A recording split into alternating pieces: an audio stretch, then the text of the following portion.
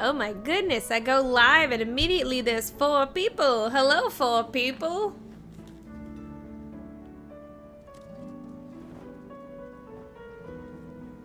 Are there actually 4 people here? Or is this somehow left over from a different stream?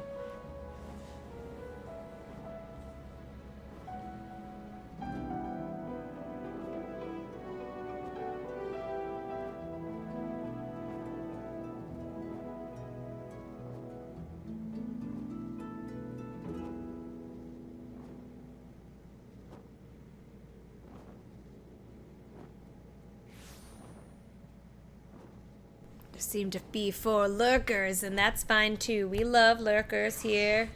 Thank you for coming out to the stream. Right now we're just gathering because it doesn't technically start until 8 o'clock. I think we're admiring people's minions. Yes, I think that's what we're doing at the moment. Hi, bears. Hi, Maddie. There's at least one person. Good. Hi. Hi, bears. Hi, Maddie. Are you guys coming out to join me? You should. We're just gonna take a fun little nature walk.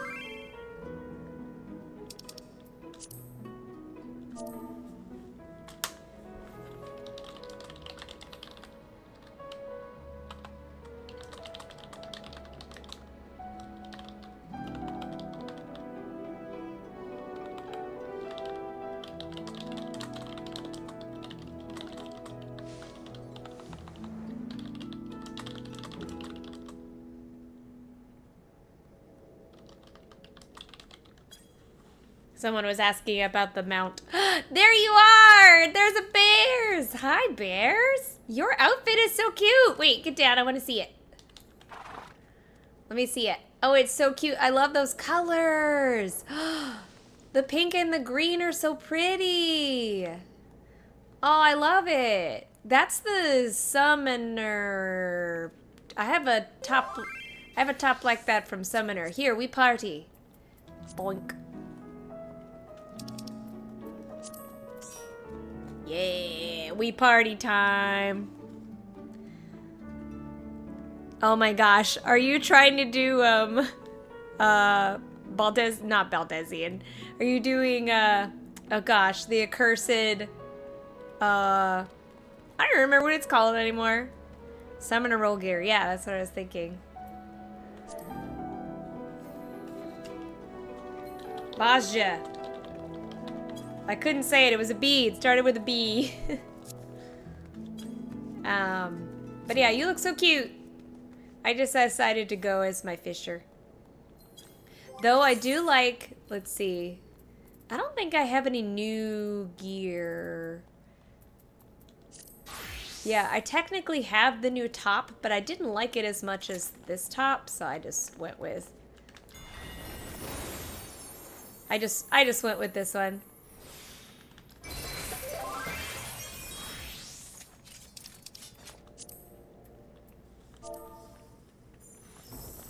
Oh, yay, dancer friend.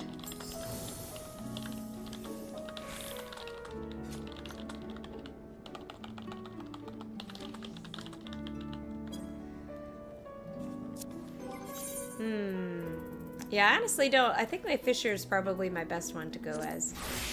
Just my, like, outdoor gears.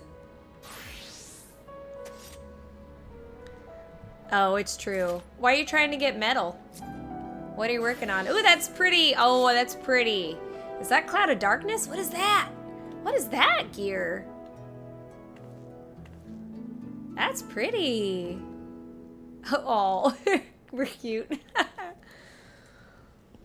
I like that. Oh, you just want to finish the story? Well, you know, bears, I swore I would never do Bajja again, but I don't have that stupid bike mount, so if you ever go back in there, I'll help you. I'm max rank.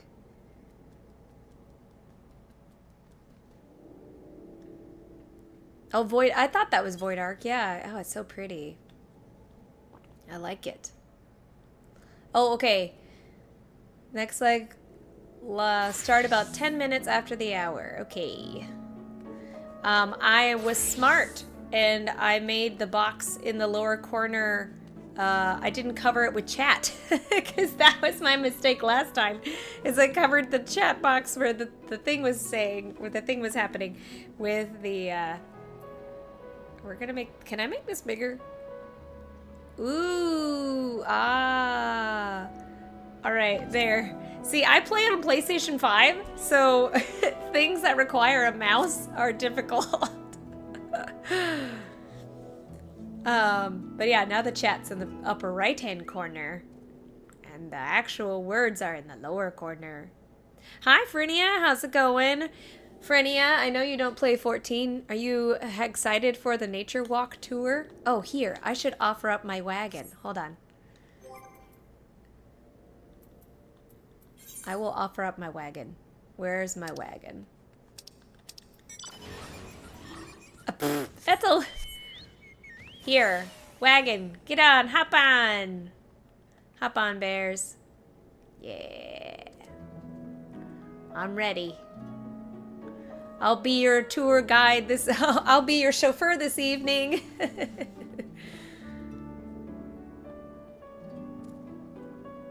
I can fit 3 more people. Maddie, are you coming over? Did you already say? Did I just miss it? Oh, doing what? So Maddie, we are on Crystal Ball Mug. What's happening is wonderful Ardbert last name over here, Lepus on Twitter, is doing a Final Fantasy XIV Nature Walk art party. So we are going to be walking around Amh Araeng, admiring the wildlife, while they talk to us about lore and information regarding the different mythical creatures within the game. And then pausing, like, if people want to doodle the creatures, which I may or may not, depending on my brain. I'm very tired. So we may just say ooh and ah at the critters. But I'm going to talk about it from a zoology perspective, because I am a zoologist, and education and animal biology, conservation, ecology is my forte and my background. So I'm very interested to see what the Final Fantasy XIV devs have done, because I've never really looked at the game from an ecological standpoint. That's one of the main reasons why I love the aquarium too, like the Eorzean aquarium, because it's the same thing. Like, there's different ecological niches that the animals occupy, and there's real world counterparts. So obviously there probably won't be many real world counterparts for animals in this game. But I mean, there's giant badgers and aardvarks and armadillos and pangolins. You know, there's a lot of real world animals that they borrow from, so I'm intrigued. I will not be leading the, let me preface, I will not be leading the tour. This is Lepus. I don't know how they would like to pronounce their name, but this one right here, the Ardbert one, that one is our tour guide. I am just here as a body, being a cart for anyone that would like to walk along with us. So Maddie, if you want to come on, you can join. Anybody is free to join. If anybody is here and also in chat, and wants to be in the party, because that's the only way you can ride in the chocobo cart, just send me an invite. Yes, please be amused by the nature walk. I am also a potato. I am very tired, and I have to work 8 hours again tomorrow. I have no days off this week. So, like I said, I may not do a lot of doodling, but we can admire nature together. Uh-oh, who pokeballed? Let's see a pokeball.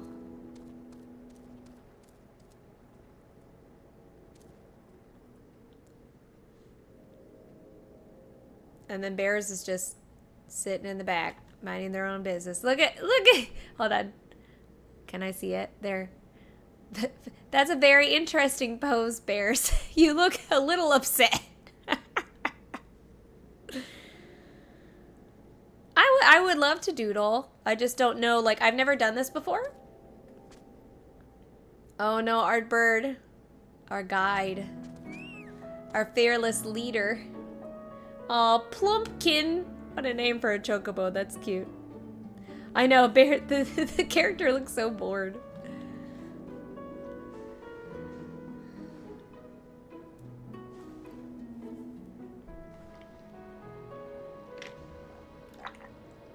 I know. I will openly admit that Yamila, is that how you say her name? Yamila? Does have, like, resting, like, angry face. Do you beam? Are you beaming? I want to see you beam. Let me show me us. Are you smiling? I can't tell. Smile again. Okay, your eyes squinted a little. That look okay. I can see it. Your eyes squinted just a little bit when you smiled. I saw it. I saw it. Yesu's kind of the same way. Yesu just kind of has that like always bored expression. I think it's an aura thing. We just have a very, like, we're always upset about something. Uh-oh, they disappeared! Oh no! Our fearless leader disappeared! Hopefully they can get back on. If not, it's just gonna be, look at that cool critter, and me looking up at the Final Fantasy XIV fun facts. There's a fun facts Twitter, and I'll just scroll and be like, Amh Araeng animals.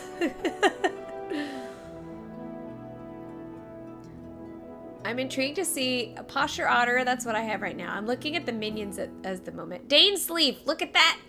Look, Frenia, Dainsleif is here. I wish I could get rid of my hot bar, but I can't.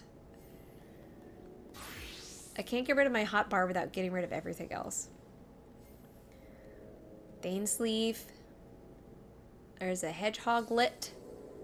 A chick. I'm just curious, like, what minions people coming to the nature walk would have. Otter all of them make sense so far. A Thancred. Nice, nice. Oh, they're back. Woohoo, they're back. All right, I'm gonna get out of the palanquin for a second. Ooh.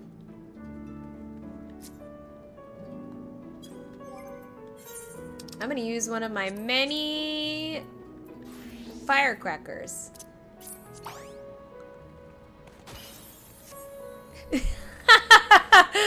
Vegetables. What other cracker? Oh, do I have a fish cracker? Tropical cracker? Yay, flowers! That's appropriate. Oh, a star. Nice.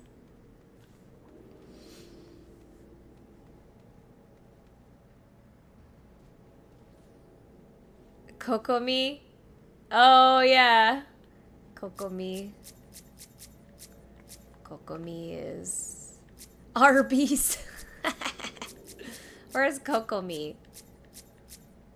Are they dressed up? Who knows? Some people cosplay really well. There was a Riku cosplayer the other day. Oh, I apologize. So unfortunately I can't, like, look at the chat and also get rid of my HUD.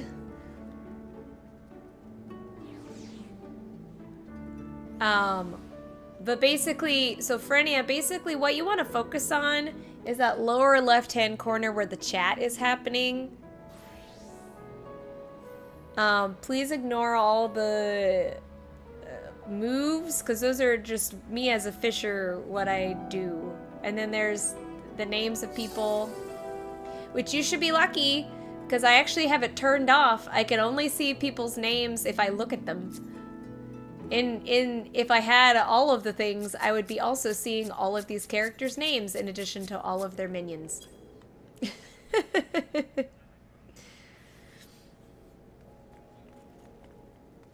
Hey, excuse you. What am I supposed to do, bears? PC Master Race? I want a PS5. Oh, okay. I was gonna say, I was like, I can't help it. This is how I live. You should see me in Alliance raids. It sucks. Because I've got like the 8 on this side, the 8 on the top in a bar, and the 8 in another top in the bar, and then there's stuff on the side, and it's just, it's the worst. I hate Alliance raids. Oh, I forgot that you were on a PS5. Yeah, so the names you're seeing here, so like, for example, the skink is the type of minion And the Miyakota is the name of the character above it, like below it. So right now you're just seeing minions. When I focus on a person, like this person, that's their name, their title, and the free company they're with. Oh god, you would also be seeing the chocobo names, because the chocobos also have names. This is a cute little chocobo. I like his little hat. That's cute. Hi. I like that they look at you, like they're programmed to look at the players. Yeah, you'd be seeing a lot more if I had everything turned on, but I don't.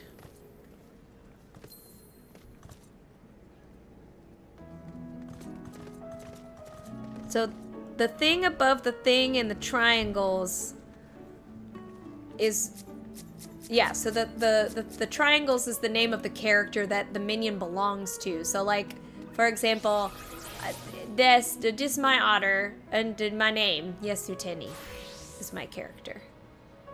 So that's what that is. Bears is on a cool horse. It's my favorite horse. Next to maybe this horse.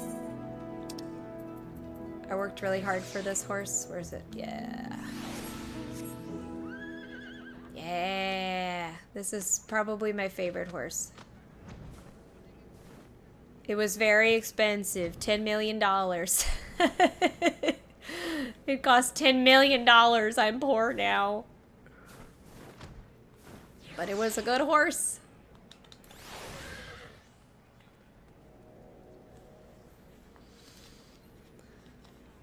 Look at all these people. So, Fernia, I don't know if you can hear it. Probably not. Let me know if I need to turn up the music for the game any.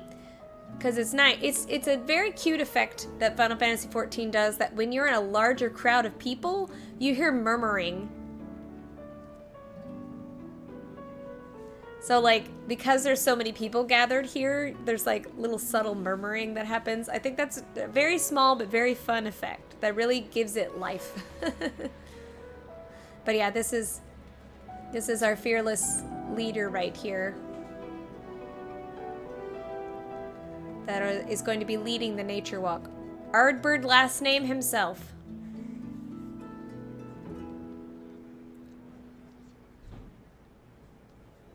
Yes, definitely Genshin player spotted. You'll see a lot. Oh, there's Dainsleaf. Where are you? Kokomi. There's Kokomi from Arby's. Interesting.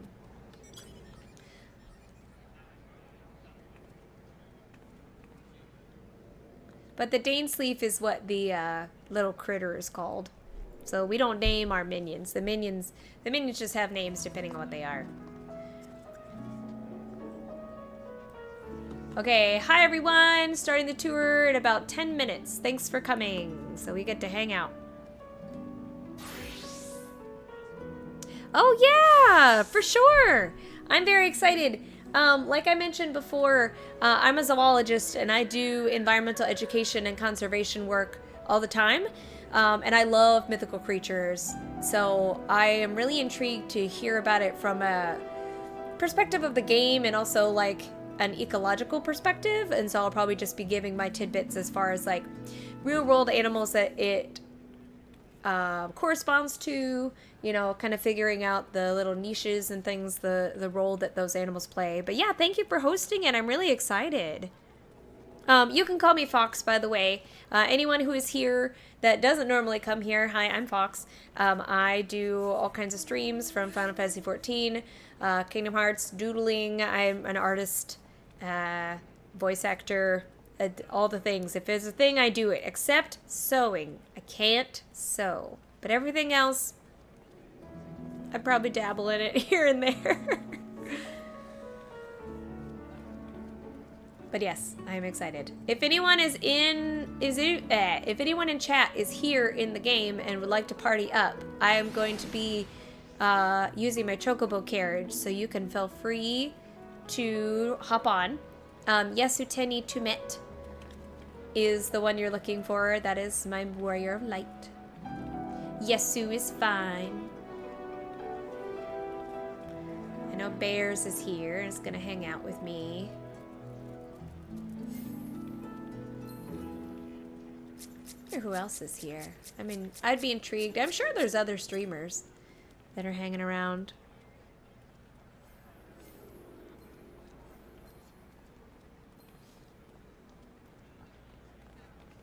Let's see. It's quite a turnout. Aw, this is what my chocobo's wearing. Oh, that's a pretty bow. Oh, it's the Divine Light bow. Got it. My bard senses a bow. Tag for the art party is Nature Art Party. Let's see. Combing through pretty much nonstop, starting in 5 minutes. Yeah, so the art party starts at 8. Goes till about 11. We will not be doing it that long.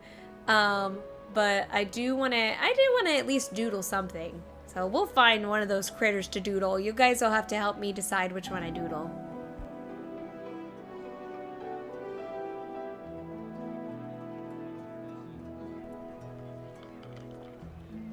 Wait, there's an Eric. Where's Eric? Eric Thanios, where are you? My child, my son. Hephaestus. Oh, there he is! My boy! Eric. I miss... Oh, hi. I'm sorry. Hello, my boy, my son. I just wanted to say hello. Aw. I hope you're doing well with your boyfriend. My son seems to be multiplying. Look at all the cute cosplayers. Oh, Herrick Thanios! I must clap. The pun is appreciated. Thank you for the pun. Is that a bunny, Timmy? Oh my gosh, bunny boyfriends. This is the best day ever. The Misseri Alinda bun. Oh my gosh. Oh, this is starting out great already. The boyfriends. Frenia, I know you know nothing about Final Fantasy XIV, but those two right there, those two bun boys right here, they're boyfriends. So decrees me. And they're cute.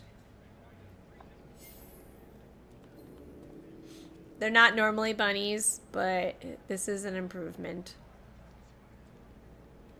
Alinda bun. I love that. Herrick, because it's Eric Thanios. Herrick.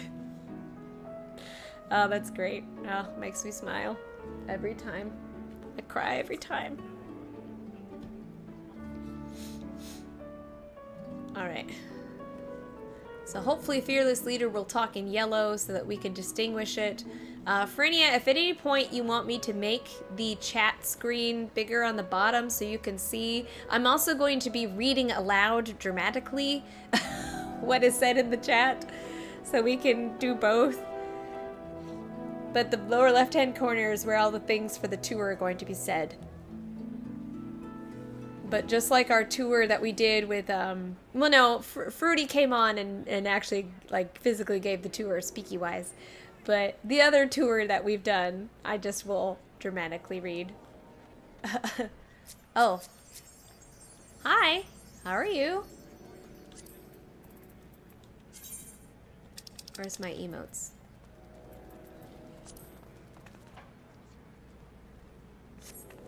Again, if anyone in the chat wants to join the party so that you can ride on the... Oh, yay, bowing.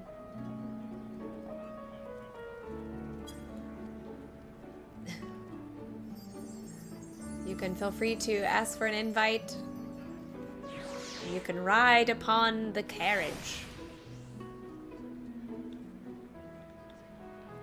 It's so cool. I love supporting events and things like this that, again, like, one, connect the community, two, like, also combine my love of nature and environmental education, and three, are just fun.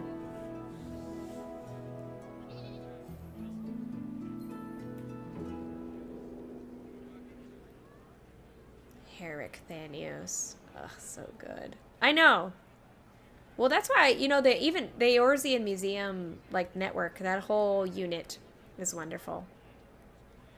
Irresponsible buffalo breeding. Oh, they're talking. So there's like a mini buffalo or something, like minion. And they're talking about like teacup buffaloes and the irresponsible breeding of, you know, any kind of teacup animal.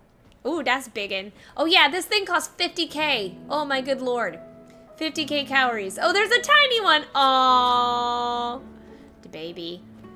I will never get to this level, but it is very cute. I have to work more on my island sanctuary. I just reached 13 though. I'm working on it. I think 16 is the new max. Oh, 50K calories. 50K C calorie, the blue calories, whatever those are.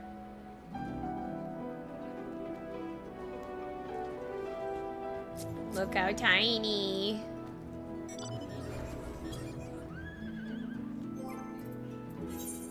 Oh, there it goes. Let's see. Thank you so much for coming to the nature tour. We'll be starting shortly, stopping at each stop for 20 minutes, traveling on mounts, but on the ground. Our tag is always Nature Art Party on Twitter. All right, let me get my mount out. It's carriage time. Bears, don't show off your cat. I don't have any of the cats. Don't make me cry. I don't have the cats. The blue pixie wings? You don't have them yet? They're from the sanctuary too. They're very pretty. I have them. Oh, I could put them on. Oh, I could put them on. Hold on. I don't think I can be on a mount and also wear them though. Yeah, I cannot. That's sad. They look really good with my dancer attire. Alright. So it says, there's one spot we will need to fly to reach. I'll pause before we go, make sure everyone has a taxi. Can also need to teleport to Twine. Amh Araeng is a heck to navigate. Oh yes, I do. No, I understand completely. I hated Amh Araeng getting around. Like before we could fly here, it was the worst.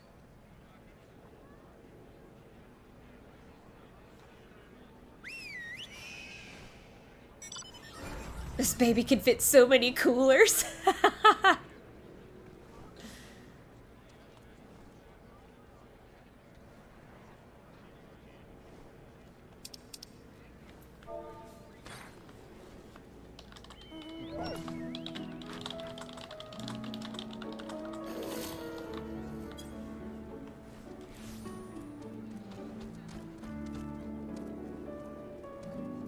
All right. Internet spotty. If you're close to a hunt, which we may, please do not get very close if you're lower level. We don't want to aggro. Yes, we're not here to hurt nature. We are here to admire nature.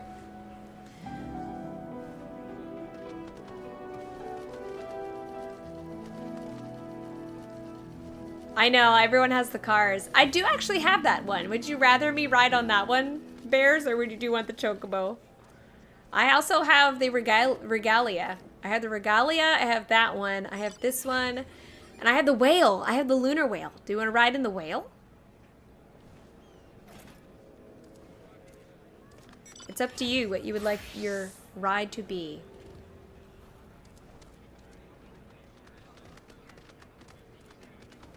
This is an emotional support family road trip car. Chocobo. I thought the chocobo was fitting too. Someone's got the alligator. Okay, from here on, all text without parentheses around it will be in character. Take questions after each presentation. Enjoy. All right, let's go. Nature walk time. Do you want me to up the music? All right, everyone here. I'm gonna just Ardbert voice. No passing out in the heat, I hope.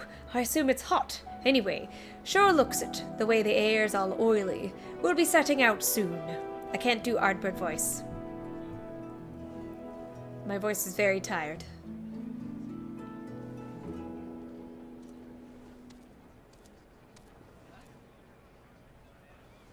Oh, someone's got the red chocobo. I want that one so bad, but I need more friends to join Final Fantasy XIV. Ferania, you want to join Final Fantasy XIV? Alright. To be honest, I'd just as well never look at this place again, but if I'm to respect the life we've got left here, it'd be a fool's act to skip the mightiest survivors of them all. It's no secret that there's no land that's lost more to the flood, and for what's worth, it makes the stubborn bits of life left all the more important. I have Twintania, at least. My advice is keep your eyes down. Look up too much and the combined light of the sun and the flood will put so many spots in your eyes you'll fall down and drown in quicksand, and there's plenty enough here that'll make quick work of a light day's traveler. Yes, Twintania was the first thing I bought. I thankfully had enough friends at the time that I could get it. Oh, the Eric Timmy couple's riding it. Oh, they should ride the wedding chocobo.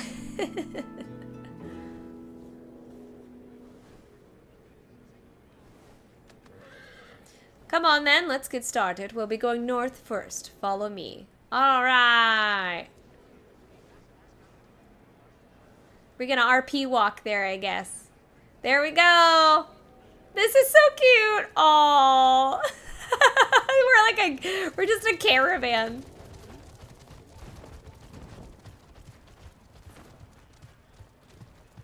This is so cute.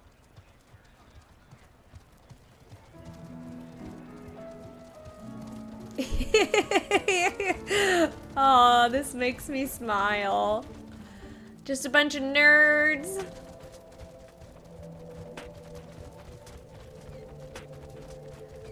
I don't have mount speed increase in here. Ooh. Aha, that's a bit of luck. We're not here for him, but the hulking red lad over there is a milk tender. A Malik tender. We'll talk about him and his smaller cousins later, but it's worth taking a look while we're here. Impressive, isn't he? Uh-oh. Who came here at a lower level? Well, don't worry, we'll beat it up. Except I can't as a fisher. I can't beat it up as a fisher.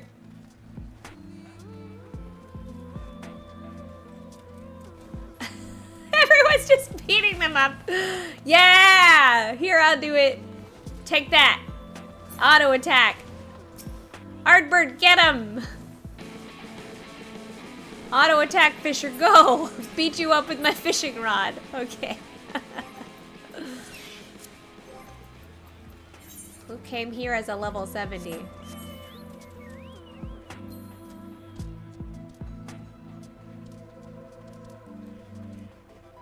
Oh, there's a hunt? Yeah, we're supposed to ignore... Oh, I see him. He's a biggin! Look at that boy! Dig that big boy! That's him. The Malik tender. Look at him go! Okay, we're not to kill the enemies. We will just de-aggro them. Look at him! He's so fun. I should probably PV... If I wasn't so afraid of getting lost, I would do first person. Alright. And we're off.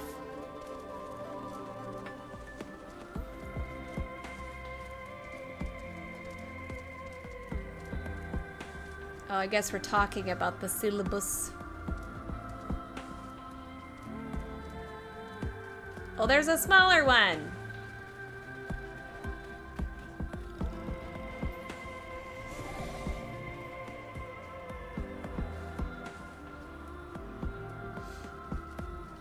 Alright, we're to ignore them. Ardbert's like, I laugh at this. Gently pats.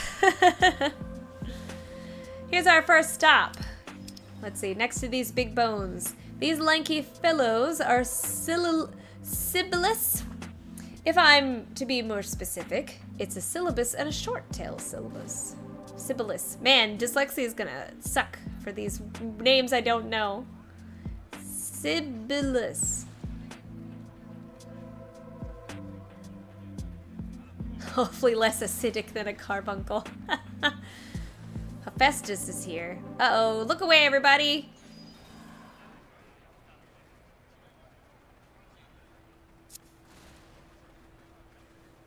I guess the intention is to, so that we can look at them, right? They're cute. Okay, don't let their looks get you confused. They're the same beast. You can't cut off the tail of a Sibyllus and make it a different species. But out here, it was easier to give them different names. Facing one or the other is not something you want to get mixed up. Oh, I see, yeah. So I guess it's kind of similar. So there are many lizards, one of them being the skink, that does this.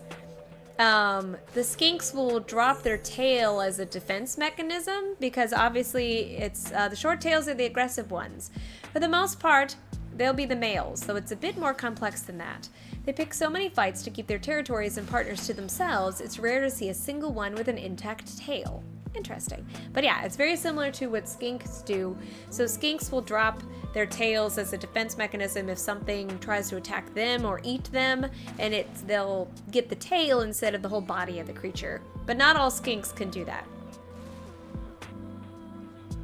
But it is a pretty common, like, skink trait. Other skinks, like, that don't do that are gonna be ones like the prehensile-tailed skink. So prehensile-tailed skinks are found in parts of the Solomon Islands, closer to Australia, and as their name suggests, they have a prehensile tail, so they use it to climb, so losing their tail would not be very good. Sibyllus use their tails like whips, so they're bone all the way down. There's a bit of muscle and bone right at the base there that fractures off and seals if the lizard's in danger. It's a handy trick in a fight. Dropping their tails is a good distraction, and the bone base means they're powerful whips, but also means that they'll never grow back. And that's interesting too. So a lot of lizard species, they can technically grow them back. But there are some that don't. A good example of that, there's a few geckos. So my gecko that I have at home, my lovely gecko, he can't grow his tail back after he loses it. So they get it one time and then it's done. But there are other species of lizards like anoles that can do that, and five-lined skinks, red-headed skinks, those ones can actually grow them back.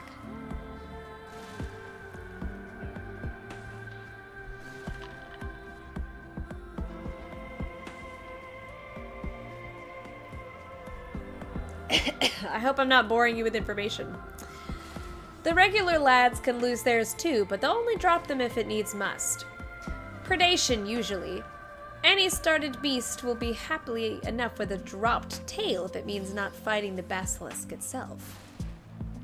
And yeah, it's definitely a basilisk, because that move you're seeing him do with the eyeball is basically like a stone gaze. Of the ones...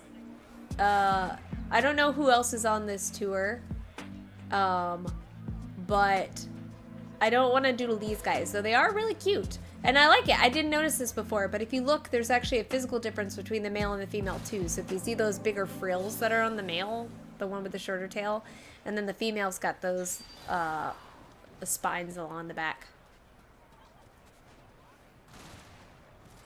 Oh, fence lizards are super cool.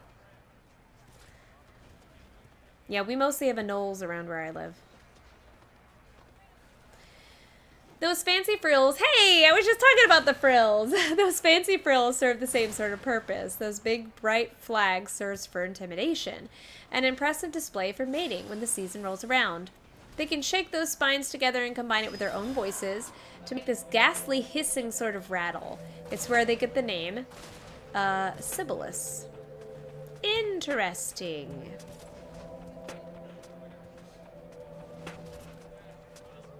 I guess it's supposed to be like a sibilance? I guess it's a sibilance? Isn't that a musical term? Hold on, what's a sibilance? Making a hissing sound. Making it characterized by a hissing sound or effect. Cute. Yeah, we have 5-line skinks, so they're like really blue underneath and have the yellow lines.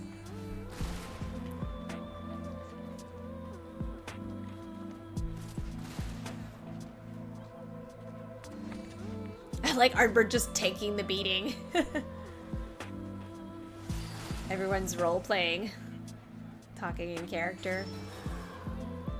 It's sad. I haven't really made too much of a character for Yesu. Like, there are definitely character traits that Yesu has, but not that I would be comfortable, like, role-playing.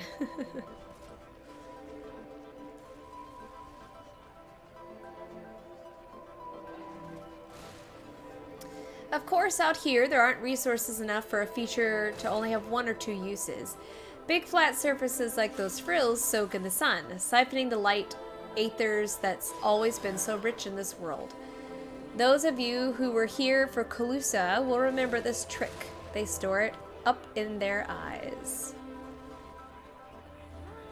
Calusia.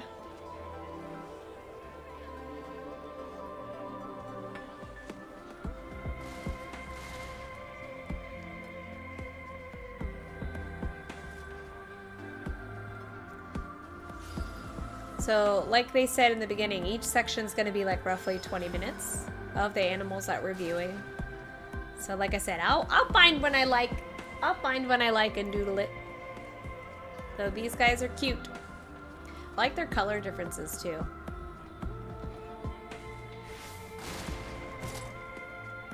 Go toe-to-toe with a short tail and they can release the aether in a flash. The wash of light can leave you paralyzed. Handy in territorial fights. Not so handy when you're just trying to pass through the area. And the Sibyllus thinks you look more edible standing still. I like the person just like in the AoE doing the display pose over here. That's great. Yeah, interesting. You can see where the tails come off.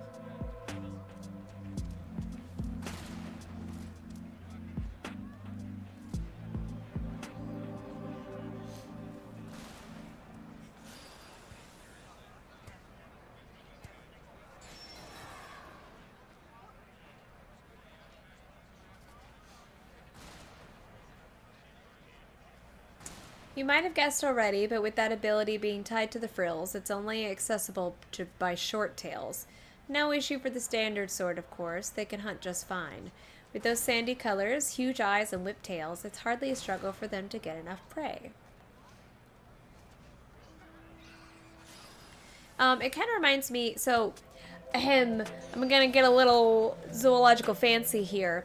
So in this case, it's like that portion is definitely sexual dimorphism. The tail part is not, but the frills are. So when an animal looks different, like has different features depending on their sex, it's considered sexually dimorphic. So a good example, a really easy example, are like deer. So where males have antlers and females don't. Oh, yeah. No worries. I tried to be in the back. But, yeah. So, the males have the antlers and the females don't. So, in this case, the frills being mostly associated with the males is the sexually dimorphic trait. Speaking of short tails... there's this big guy that wanders around the sands named Sugar, a right devil of a thing that's best avoided. Only cropped up in the last dozen years or so. The locals named it after folklore. What little scrap of it's left after all those who remembered it perished. Yeah, no worries. I'm sorry. I thought I was in the back. I didn't see anybody else behind me.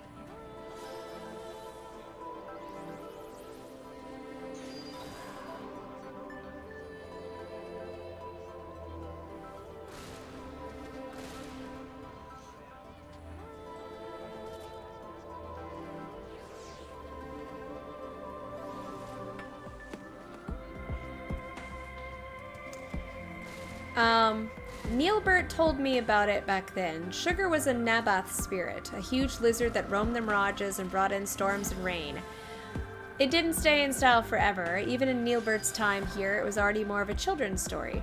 You know how it is, a good boy and the sugar won't eat... Be a good boy, and the sugar won't eat you up in the night. Sugar.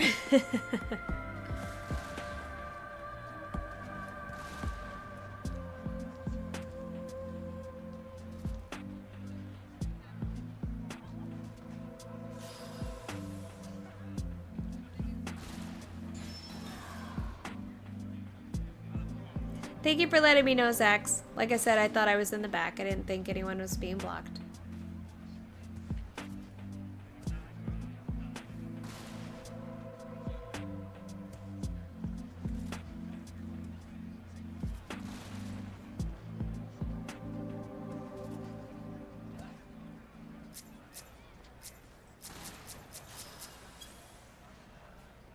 It's also fun to like watch the animations as well.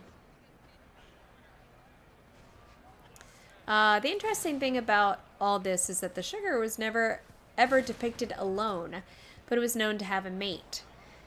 Never saw her at a certain point. She blended into the same myth. Well, the reason I mentioned the whole short tail thing being more complicated than male and female is tied to that.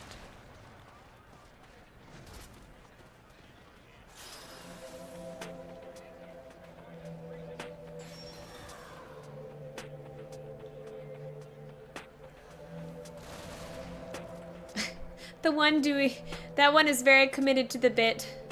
The person over there that's doing the show right or show left, show right, yeah. I appreciate them.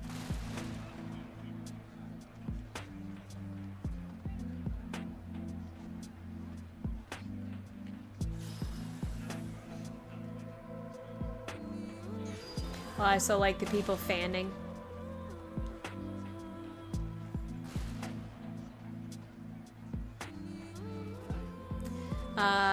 They're not really that rigid is all. In any one population of short tails, they'll find a few females who went through a change to fill the aggressive role when there was a shortage. They'll mate, have eggs, the whole deal. Same with the standard sort. If there's a role that needs filling, the Sibyllus will change and fill it too. What's cool is that this is a real thing, that there's a species of lizard. Let me try to find it. In the U.S., there is an asexual lizard. Mexican whiptail. Yes, that's the name. I always forget the name. But there is a species of lizard, whiptail, that does this. Where it's all female. There are no males. They basically do the role of it. Anyway, that's enough about a bunch of big, loud lizards. One last thing. It's about different big lizards. You know, some of you lot were here for Calusia when I talked about the Samiel, huge towering lizards that learn to turn invisible. Happy Pride! Yeah! As an asexual, I approve. It's just like me for real. Same.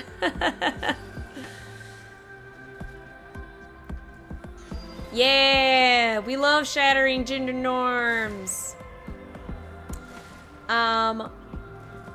When I said big, I meant that those bones are a Samiel ribcage. Oh, the Mord think it's haunted. I'm inclined to believe that it's just another Samiel out there nobody can see. So that being the bones that we passed a little while ago. I don't know where they went, but there were big bones somewhere. Watch your step. Any questions? Any questions from the chat? Any questions you want me to relay to our fearless leader?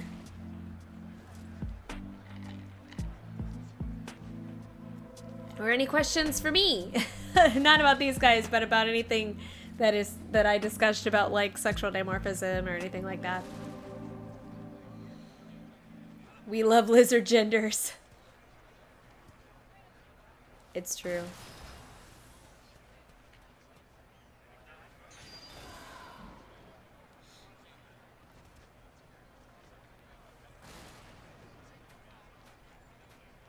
I think the thing I'm most curious is not necessarily like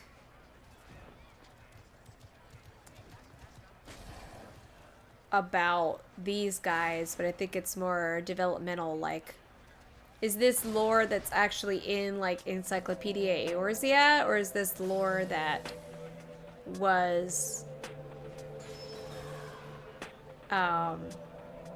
created for this walk? Have you ever tried to ride one? That's a good question. You probably could. I will die on this hill of us needing more mounts that are critters that we fight. Like kelpies. I want to ride a kelpie so bad.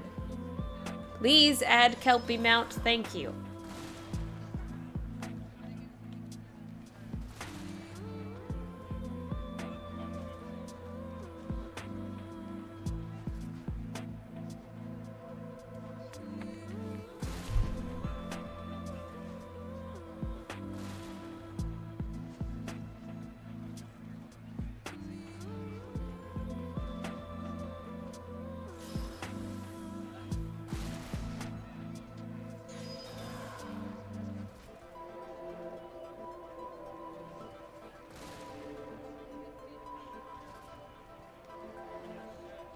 Me personally, would it encourage you not to try if I said yes or no?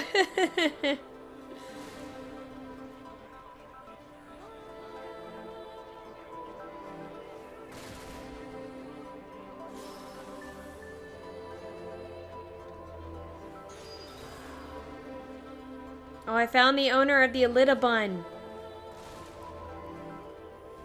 They have an account. It's called Herrick Thanios.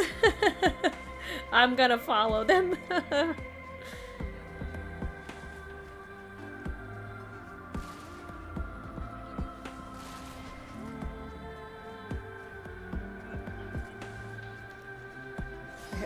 Can I have the lizard genders? Another valid question.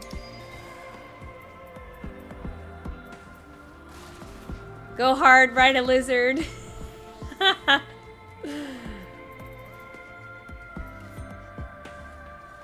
There's no answer that will change my mind. I just want to know if you have tips.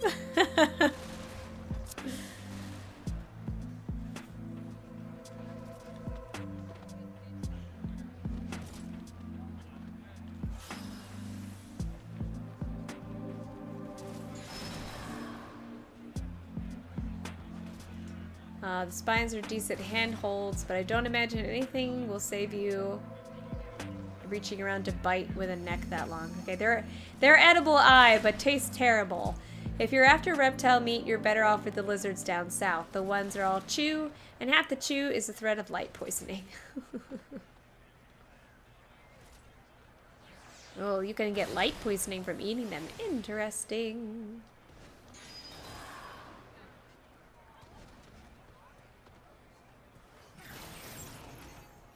Ponders.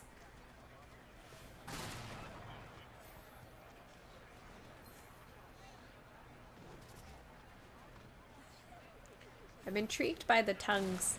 Do they have forked tongues? I can't tell. I don't see why I can't have lizard genders. Is anyone stopping you? The lizards seem pretty confident that they've got it all figured out. I saw Athena! Leave my son alone, Athena, you're dead. Go away.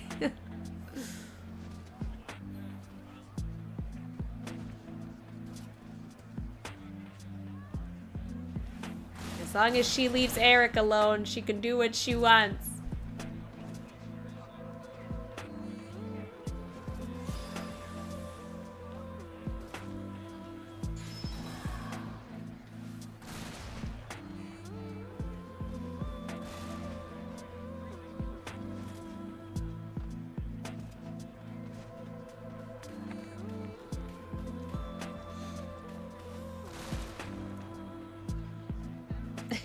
They're just talking about eating them again.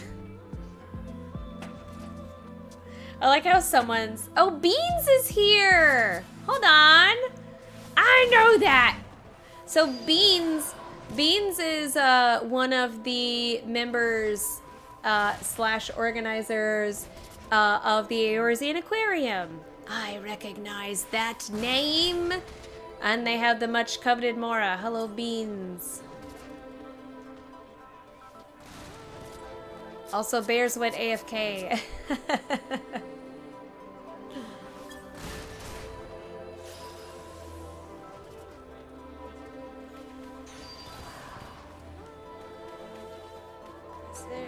Okay.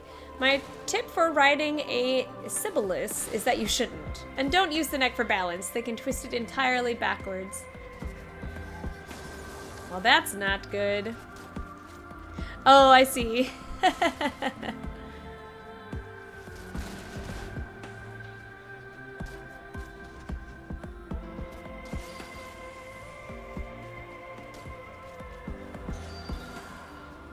Trick the neck like a lasso. Got it.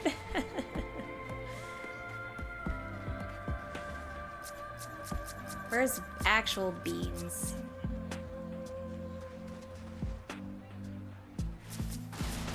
There they are. There's the beans. There's beans.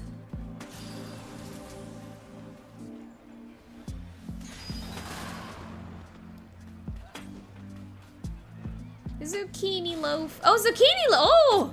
Oh, oh.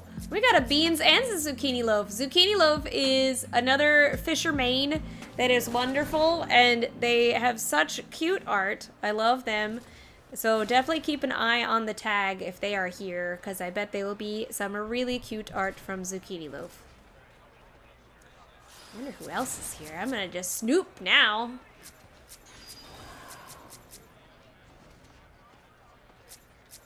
Oh, there's a whole free company.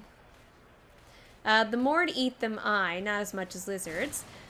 These ones are a pain to raise and more don't hunt. There's better food.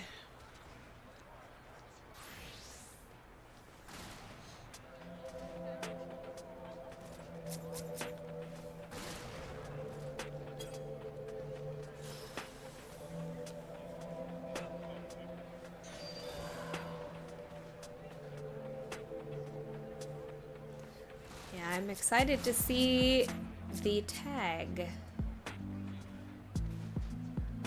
Someone else from Draw.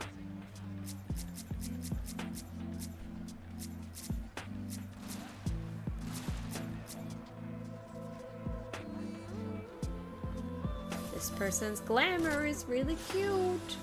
I like the mouse on their shoulder. It's Bruno.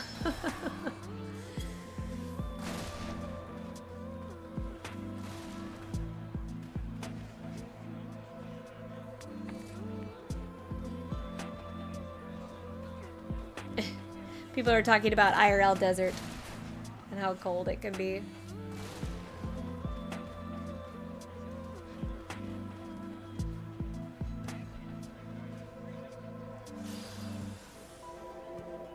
I don't think I recognize anybody else. Yeah, I think zucchini and beans are the only other people I recognize. But that's cool. Oh yes, for sure.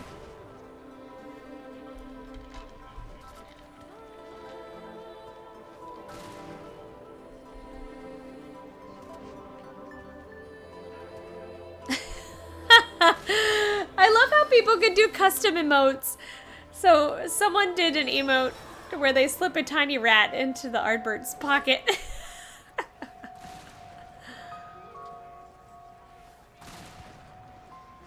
Now he's given him a copy of Devil May Cry 4 for the PS4. Nice, nice. Oh, Final Fantasy XIV community never change.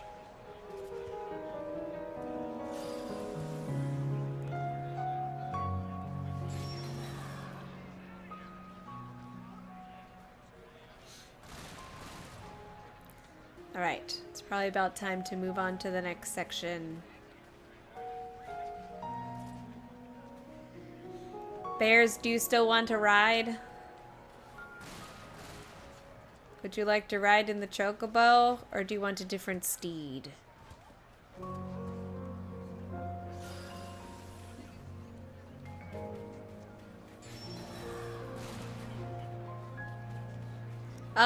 It doesn't matter. I'm fine either way. We'll wait until everybody else starts going, though.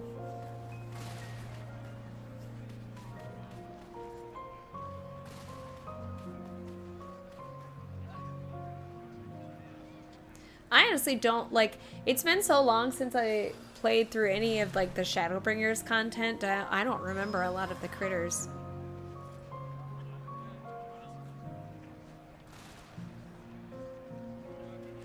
So this will be interesting for me as well. I do like those frills though. If I don't see anything I like further on, I'll probably draw the male short tail.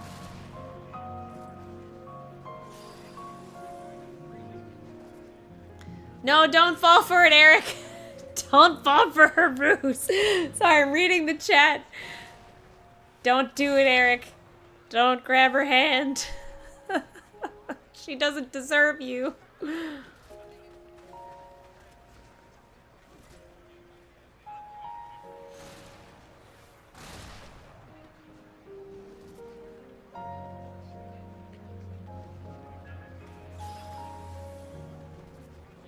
All right, that's enough. Syllabus, that's enough syllabus. Syllabus, I'm just gonna keep saying that. Those are syllabi. Syllabus shrieking for one day. The next stop isn't far. All right. Okay, bears, go ahead. You can carry me this time. Can I ride on that? Oh. Whoa. Where am I riding? Oh, on this. Oh, look at us go. I did not buy this one from the store. One of the few that I didn't buy from the store. I don't know. I got a mecha dragon. Were we looking at the tortoises? Is that where we are, or we're just waiting? Oh, I think we're just waiting.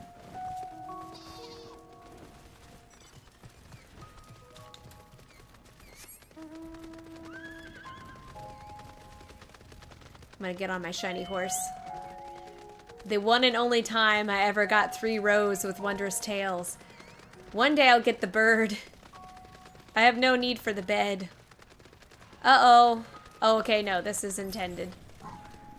Now we got the... It's time for the tortoise.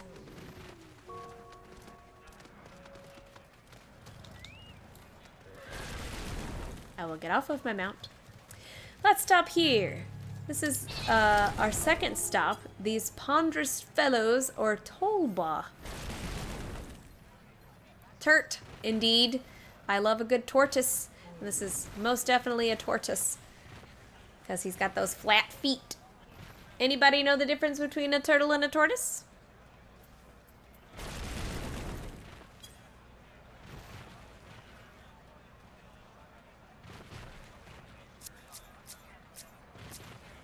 I'm gonna emote at it.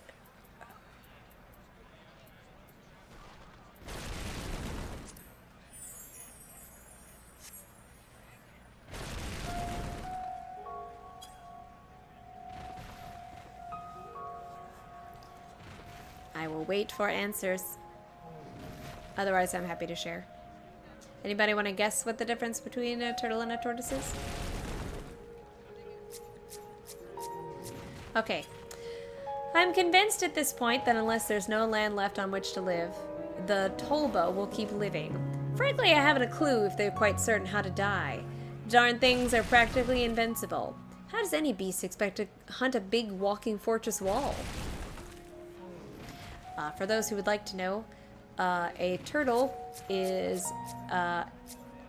almost exclusively, I wouldn't say exclusively flippers, but they typically will have flippers or have those like clawed, more like sideways facing feet so that they can be semi or almost exclusively aquatic. And then tortoises live on land. And then depending on the species of tortoise, like there are some tortoises, like the pancake tortoise, for example. So the pancake tortoise can't withdraw into their shell because they're flat. And so instead of having a dome like this tortoise does, they can't, there's not enough room for them to pull their legs in. They don't for the most part. And the most stupid and desperate creatures out there will try. The Sibylis, I did it right that time, have the most luck.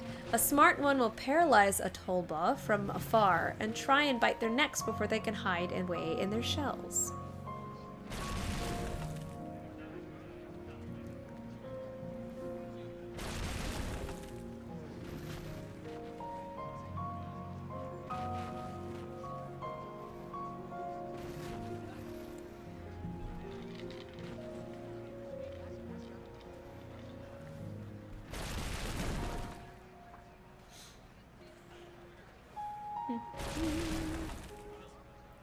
Little else bothers. Tolba are slow moving for a reason. Why run when they wear their armor? And with those long necks, they can see for miles along the dunes, so you can't sneak up on them. Far as they're concerned, the worst thing to come their way is a particularly thorny bit of grass. I do like the detail of, like, oops. The little, like I'm assuming some kind of plant growth that's there on the bottom.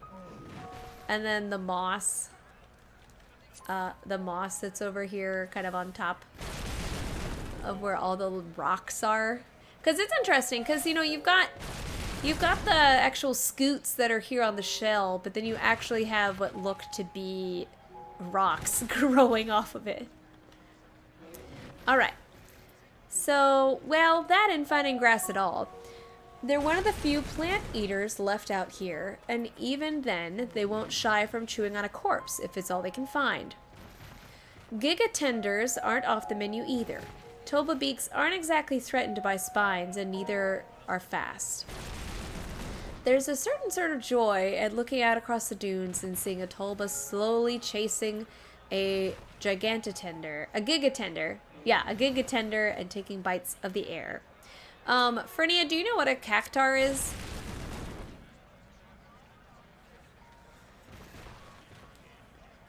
Like in Final Fantasy? They're useful beasts for the rest of us. They're the best around at sniffing out vegetation, so you can follow them to find water, if you can handle the pace. But even better if you can spot a discarded shell from the dead. They're like little safe havens out there, big enough to shelter an overnight, cool, safe, and safe from the wind. You'll find plenty decorated inside and out with fabric and trinkets stacked with supplies. Okay, so gigatenders. So there's a very big version of the cactars that's called a sabatender. And then there's a gigatender, which are like the big versions. It's no wonder they're considered good fortune out here. Wasn't uncommon back in the day to give a traveler a shed torba scoot charm for good luck. Couldn't take a step in the bazaar of Nabath without running into the stuff.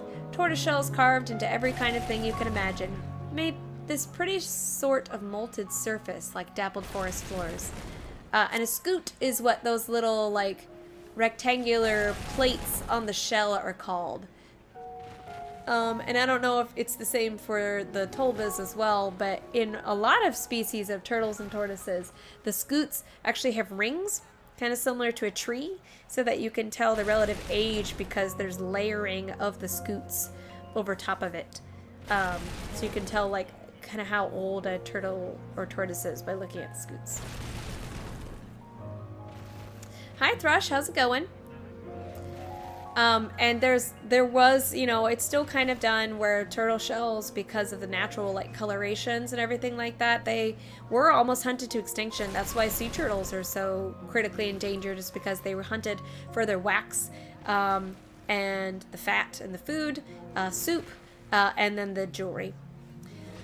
So a little harder to find nowadays. The Mord prefer clay and shiny metal, and hunting Tolba fell out of style when the last time anyone had seen tortoiseshell jewelry was on Lost Family in Nabath.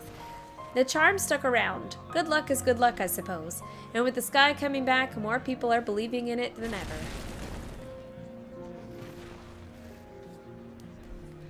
Anyway, scoots aren't the only part of the Tolba worth harvesting.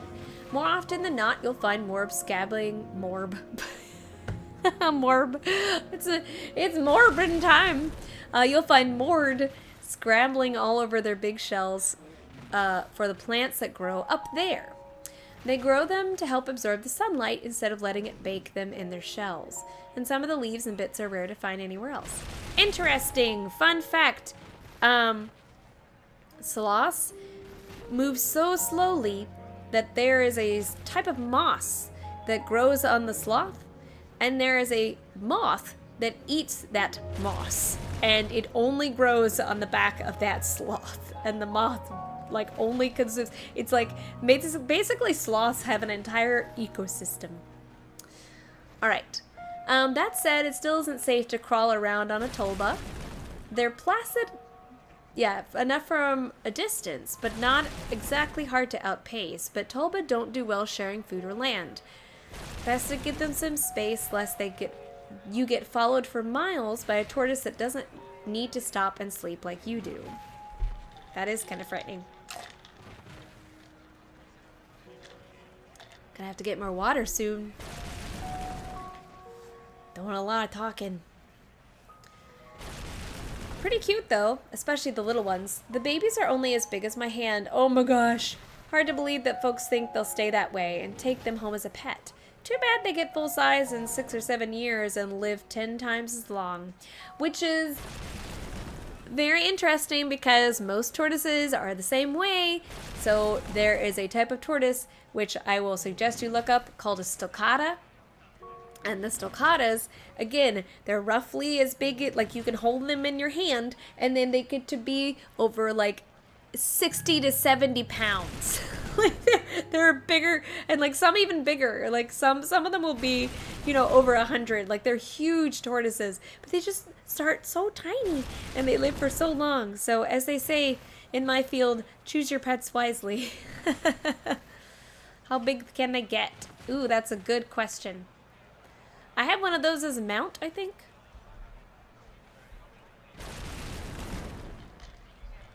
There's one that we have that like spins around and shoots fire.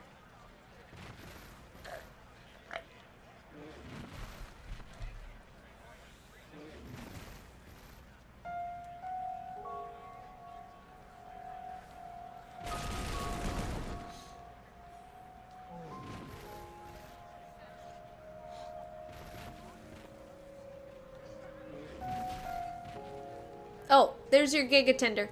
So that's a Giga Tender, but it's just tiny. That's what I was talking about earlier, Frenia. He's so small.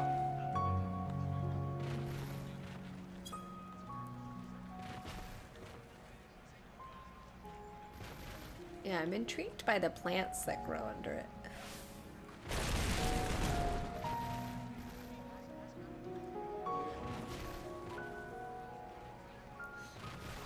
Do you guys have any questions that I can put in chat or in the discussion?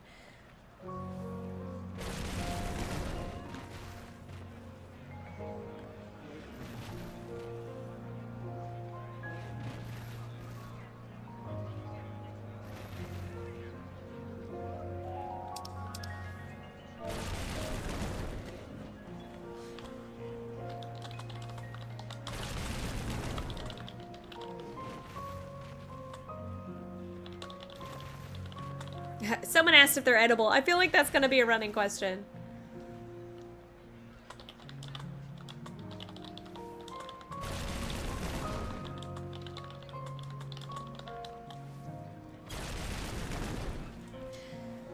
So this is the answer to how big they can get. So huge, bigger than this one, that's for certain. This one's a pretty average sort. At a certain point, the weight of those shells is too much and they'd break their legs, but it's not unheard of to see them about twice this one's size. Thrush, we are currently doing a nature walk. You are free to join. I think it goes until like 11 or so. I'll probably only stick around until like 9:30. 9:30, 10 o'clock, maybe 10 o'clock. Depending. I'll doodle one at some point. But it's hard to like interpret and also doodle because my computer is over there and I am over here. Yeah, it's on Balmog if you want to hop over and join the party. I got bears with me. I'll be right back. I'm going to get some water.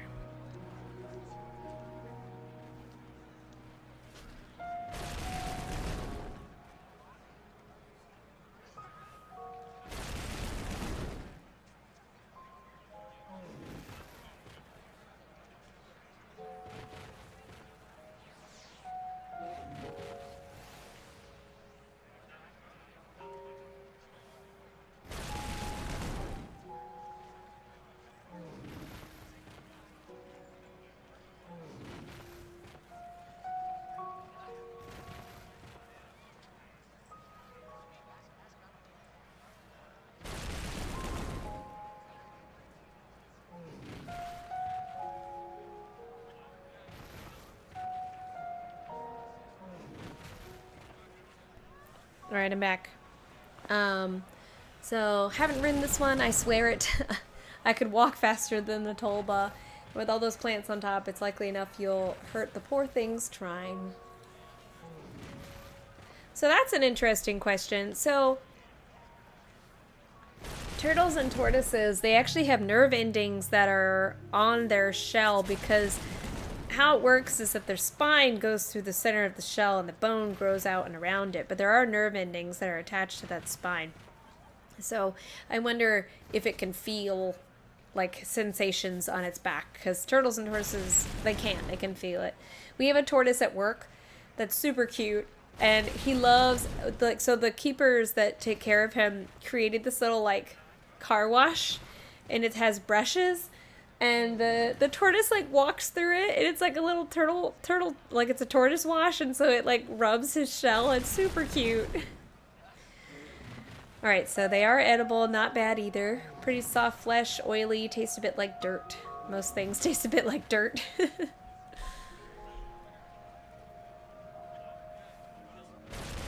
Yeah, no worries, Thresh. Thank you for stopping by.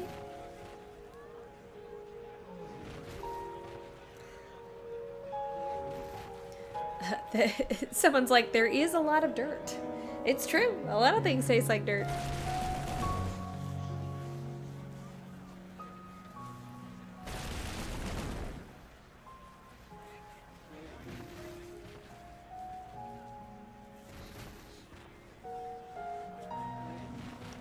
All right, I'm gonna check the tag.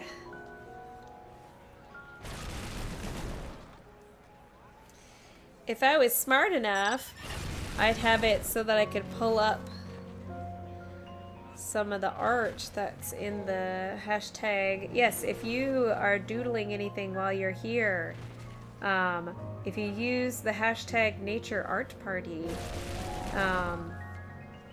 someone drew the Tolba! Oh, this is great. Hold on. We are going to look at this because it is beautiful. Hold on. I will get it. You guys stay here. I'm gonna pull it up. It's so beautiful. I am very far away. But I gotta pull it up. It's great. Hold on. I'm gonna do it.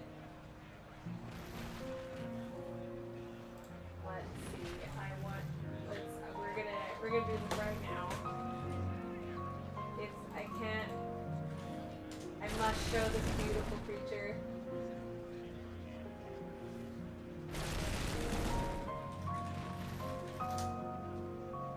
Oh god, it's beautiful. Okay. There it is. Hold on. You can't see it. I'll show it in just a second. There it is, hold on. Beautiful. I love it. Nice. Do you see it? Do you see the beauty? It's so cute. I love it. Oh man. I love it. Something about willing to share. I missed what they said. Most animal, oh, he answered my question. So the question I'd asked was if other animals use it as shelter, and they said most animals will shelter in them. Animals need just as much shelter as the rest of us. Best to give a good look and make sure you're not sharing with a beast who's less willing to share. Oh, Zucchini Loaf asked a very good question that I also had as to what are those hanging bits under the shell.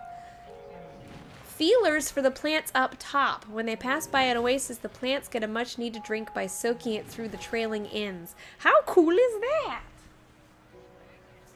That's super cool.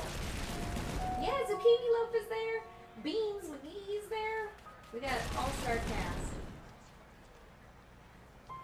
Like I said, Zucchini Loaf is a wonderful artist and fisher and creator. So I'm very intrigued to see the drawings that they do. But I just had to show off that Tolba. It was so cute.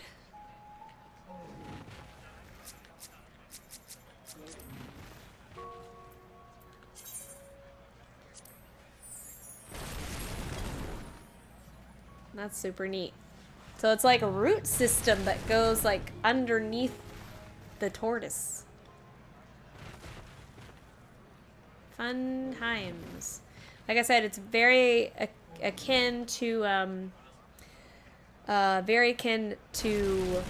sloths in that they move so slowly that the moss grows on the back and then the moths eat from the moss. A little ecosystem.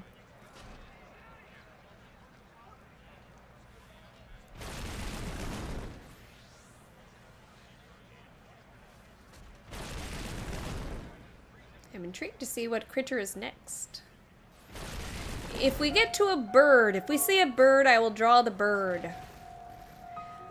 I think that'll be the next one. If we get to a bird during this journey, I will doodle the burb. This I swear.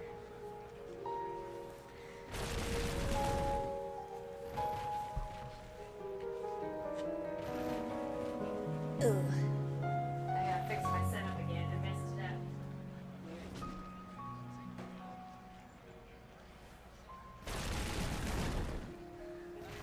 I didn't read it, but the caption on the Tolba picture was "It looks like a pineapple bun I had last week."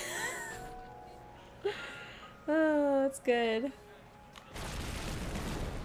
It does kinda. Looks like melon pond. Reminds me of melon pond. Now I want melon pond.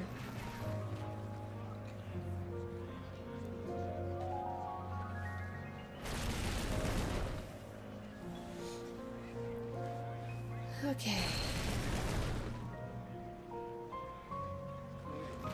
I like his little, let's take a look at this fellow. They got a stubby little tail. Don't look at me, do not perceive. You cannot see me, I have bubbles. I do like the plants on the back. It's pretty neat. Because they're almost in like a symbiotic relationship with the tortoise. I know I want a pineapple bun.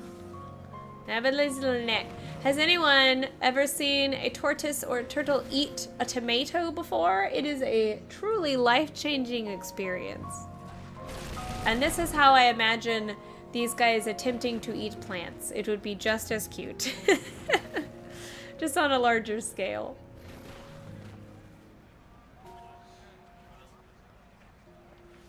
If you have not seen this, do yourself a favor and look up turtle eats tomato. Because they have no teeth, so they just nom it. Does anyone have turtle or tortoise questions in general? Not about this guy, but because obviously I don't know much about him, but.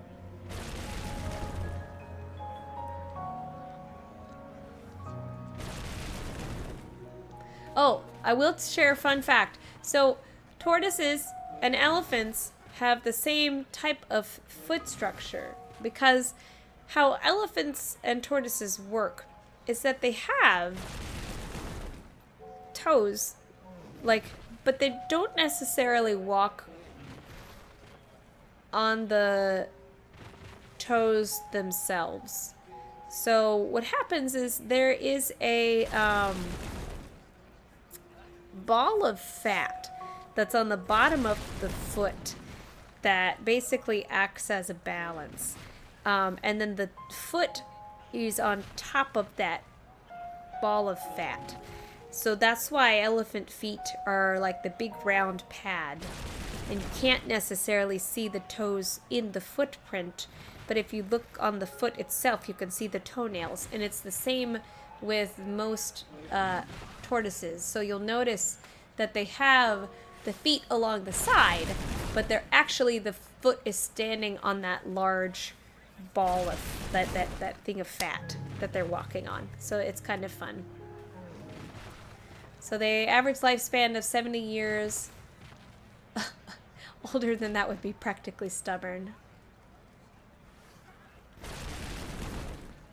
Please ignore chat. Looks like we've got some trolls.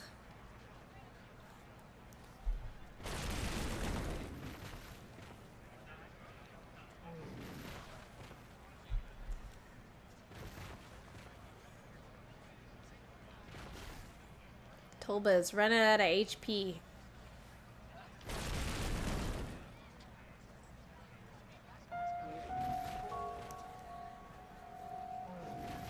Let's see if we have any more fun nature art party friends.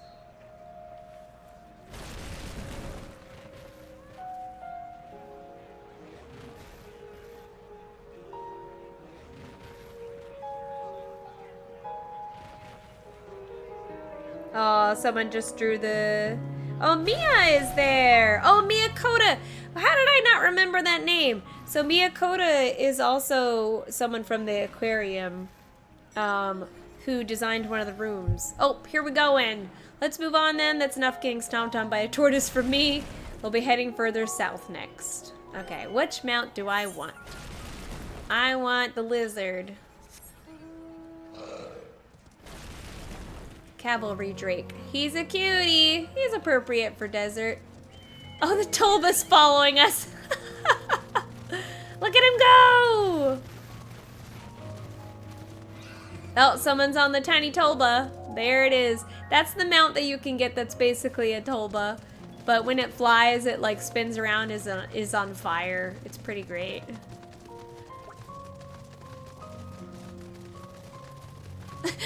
I love the little shuffle.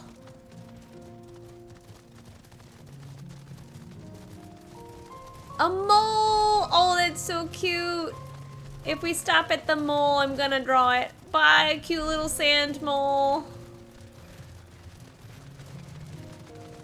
You guys are really, you guys look like pangolins.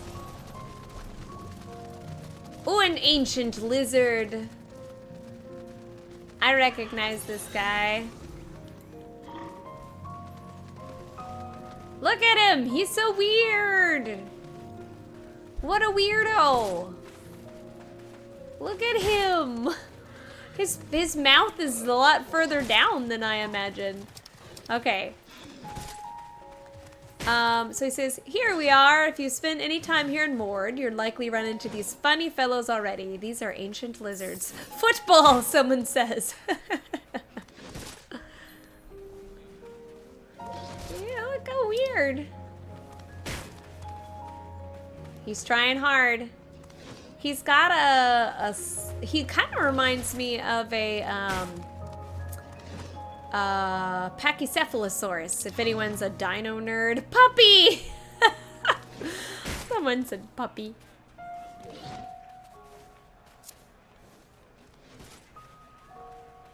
I will hide in the back.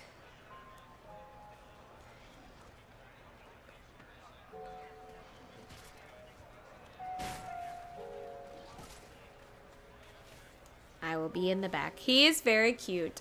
Like I said, he reminds me of a Pachycephalosaurus. Because he's got that, like, skull shield. Very similar to it. And the itty bitty arms and the big, big legs and thick tail. That's a thick tail. Alright. Most of the time, you'll see these sorts in pens or herds with a moored shepherd. These domestic sorts are just called lizards, and they're about the same as any other meat animal. Plodding, placid things that mostly eat and lie in the sun. Sometimes you'll see them headbutting each other, but they're pretty harmless when they're small. Oh, they get big? I want to see a big ancient lizard. Chicken status. This is the most dog creature I've ever seen, they say. I really appreciate the commentary.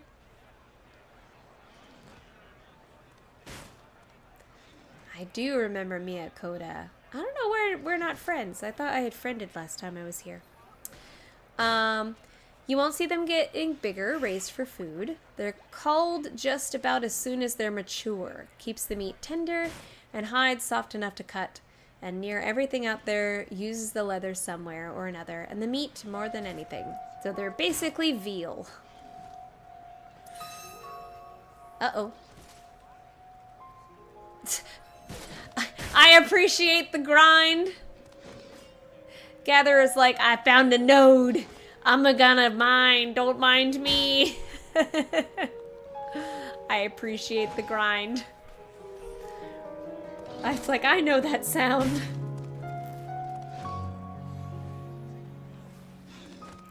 Miner's gonna mind. Alright. Cheers, Lechu. Okay. So, can't take 2 steps into town without smelling it. The more dry the meat out and load it with more pepper than you've ever seen in your life. Then send it all to Twine, and get gems and supplies in return. The miners live off the stuff. Chew it for hours while working. It's not bad, really. When you're out in the dunes for hours, it's the best thing you'll ever eat. Yeah, brachycephalic lizard! I appreciate you, Miyakoda.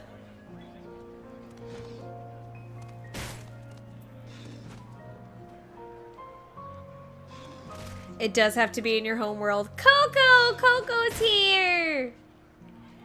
Ardbert says, anyway, there's another reason they need to be culled early, and that's for attitude.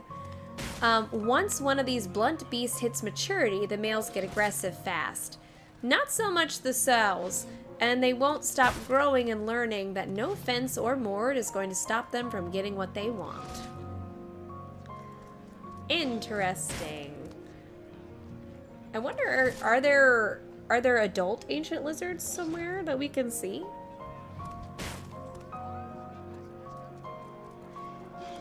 Coco, we are enjoying this ancient lizard that's right here. He's a cutie. He got tiny arms and a big head. Nice little stubby tail.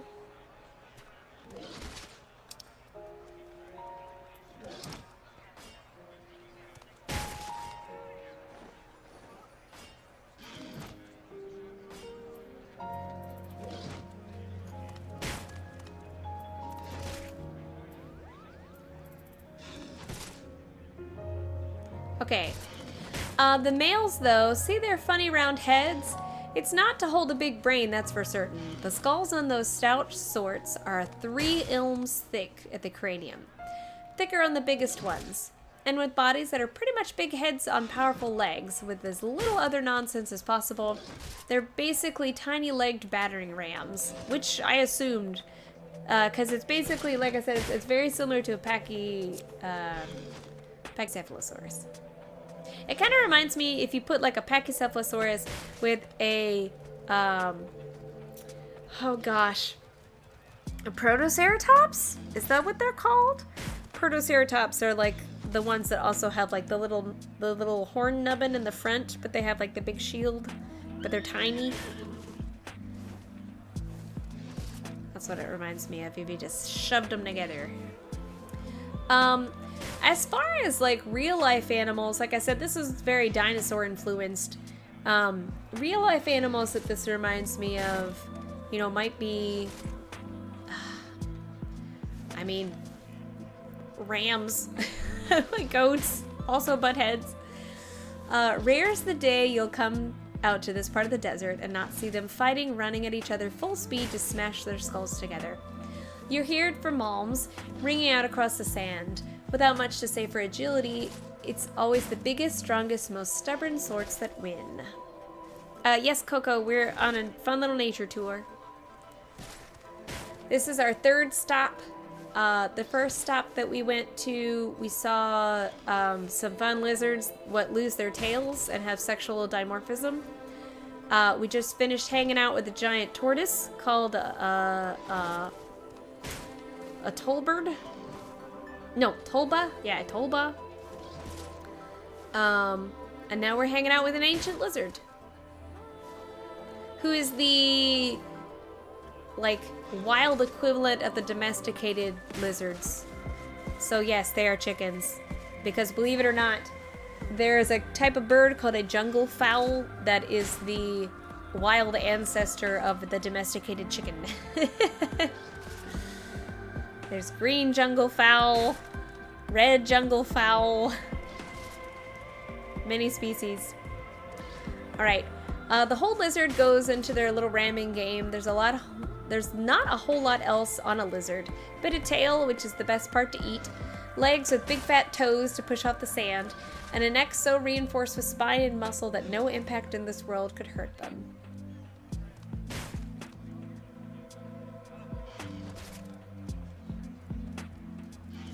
I like their tiny feet. Do they have a dew claw? I don't think that they do. Looks like they just have 3 toes. Yeah, they just got 3 toes and 2 tiny hands. The legs make them fast little guys too, which is funny to watch until it's coming at you instead of another lizard. They're faster than any mount you'll ever have out here, and territorial too. Worse, when you run into a nest, they'll trample you flat for so much as looking at those eggs. Ooh, I have a question. I have a question for when he's taking questions. All right, votes in the chat. What do you think a group of lizards is called? You know how you have a pride of lions and a pod of whales? What do you think a group of lizards is called? These guys.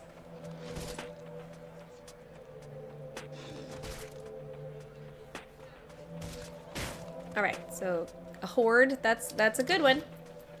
All right, so all that aside, they're not so bad really. Funny little faces, it's hard not to love something where the body and head are one continuous shape. Looks like some sort of ball kids could be kicking around, and for all that they can break your bones ramming into you, they're not going to eat you.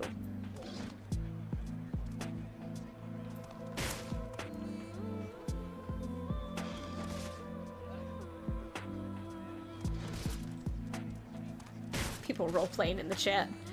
Okay, so there's a horde. That's a good guess. Bears, do you have any guesses as to what a group of lizards would be called? I'm thinking a creche. Okay, give them space. They're busier fighting each other and defending themselves from scissor jaws. Big buggy devils down south with jaws so big they can crack open lizard skulls. We can cover them next time.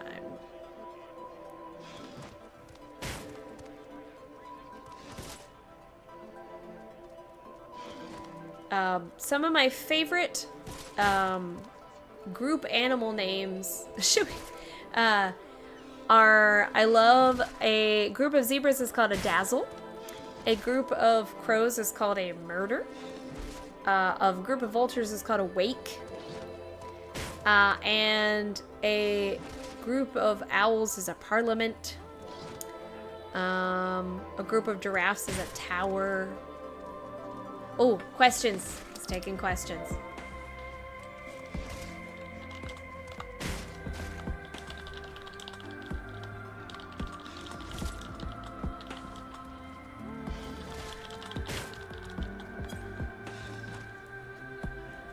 I wanna know.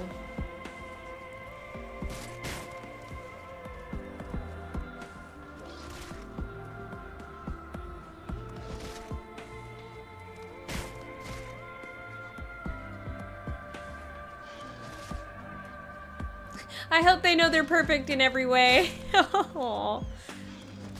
Me is great. Julian, coming in with the edible question. I love someone's response with everything is edible once. It's true.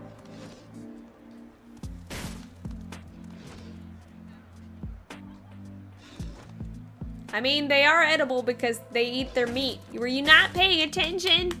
I know it's being asked because you asked it at every one, but they mentioned it was edible. They are farmed. They are chickens. Just big-headed shield chickens.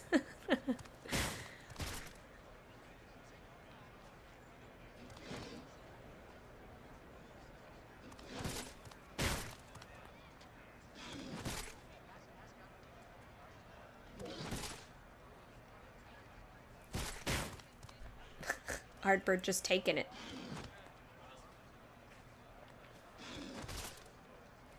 I wanna know. Let's see if you were right, Coco, that they were called hordes.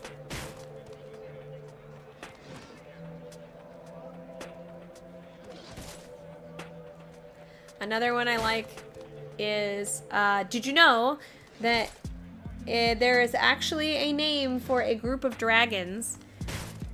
Like, scientifically. It's called a magic. No, it's not called a magic. Magic is unicorns. A group of unicorns is a magic. A group of dragons, I think it's a thunder? Oh god, now I have to look it up. Oh dang it, I don't remember.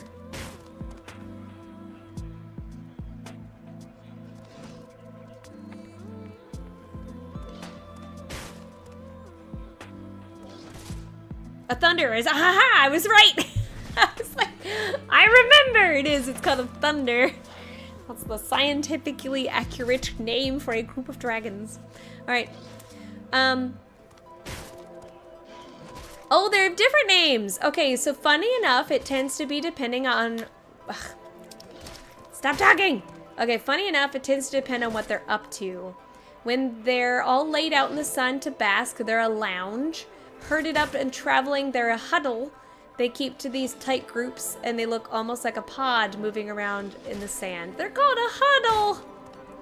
That's so cute. Oh, a lounge or a huddle. A dazzle is a group of zebras. Zebras are a dazzle. A magic is unicorns. A thunder is dragons. I don't know if there's a name for a group of kelpies. There probably is. A huddle is so cute.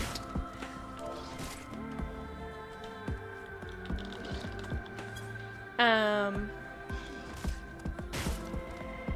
then another one is a group of meerkats is called a mob. A group of ferrets. Oh, a group of wildebeest is called a confusion. That one's really fun. I used to have a boss. My coordinator had this giant poster that had like 50 different animal group names on it, and it's just so funny. I just want to know where some of them come from. Like, who decided to name this a oh gosh, what's a group of ferrets called? I know it's something really, really weird.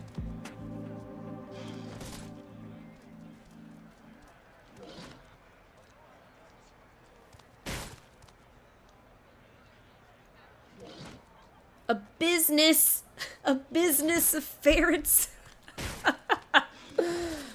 All right, sorry. All right, so they eat just about anything. Give them a corpse or a bit of branches, they'll find a way to eat it. They're omnivores. They like plants most of all. For all their good of running, they can't dip their heads in the sand enough to scoop up small prey, and most of what's alive out there is made of sand. Doesn't stop them from trying. So they are chickens. Wow.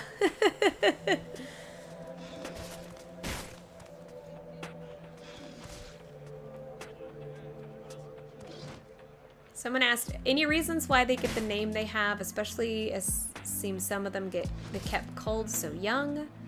Like I said, they're basically veal in a way.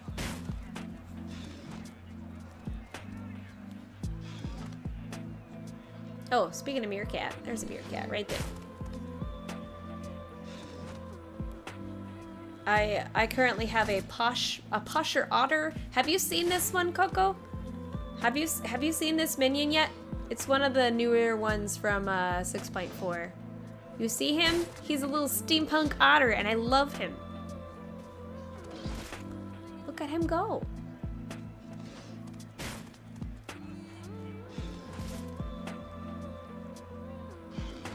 He cute. What do you do if I pet you? Oh, he float. Oh yeah, because he's got a jetpack. I forgot that he has a jetpack. Hold on. I have to show you. Look at the little jetpack with wings. It's so cute. He's a little guy.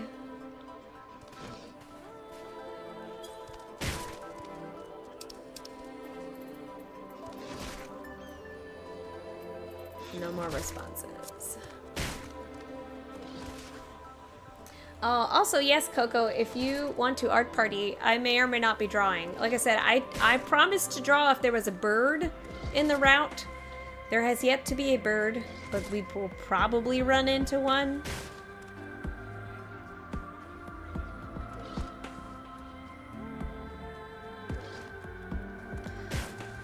Alright, the names and their origin. They're ancient in how long they have been around these parts, supplying the food. It's one of the oldest creatures out here that was farmed. You used to be able to find carvings of them on the oldest walls in Naboth. With the change in culture and times, they picked up the name Ancient. Oh, no worries. Just saying if you wanted to join in. That goes for anybody. They're using the hashtag Nature Art Party right now. Let's see if we got some other good ones. Oh, there's a cute one. All right. We're gonna scoot over here to the computer. I am away. I will talk loudly. All right. We got another cute one. Let's refresh. How do I refresh this page? All right. Let's see, least. There it is. Look how cute this one is. It's so cute. No, I don't think this little guy can open doors. Oh my gosh. Look at him. I love him. Those little arms. So cute. Oh. Ancient lizards. A good fellow. I know, little. No arm. He just wants a hug. Oh man. He just needs a hug.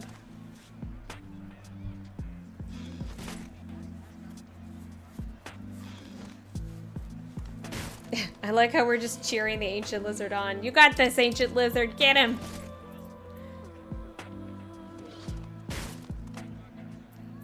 Okay.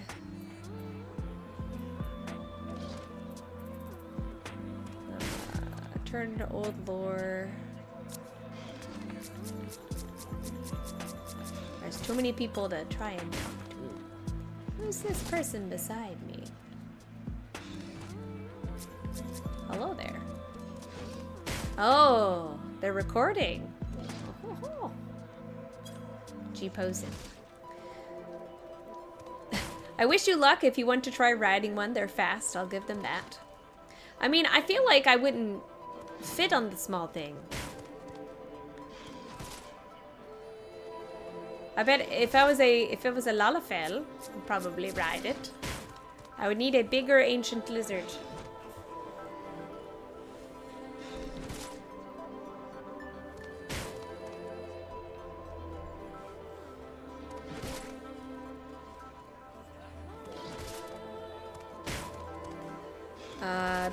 They're good at falling over on their sides and not moving the instant they get upset. The domestic ones anyway, so I heard. Like those goats.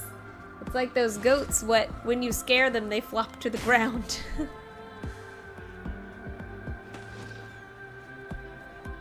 Sounds like the perfect mount.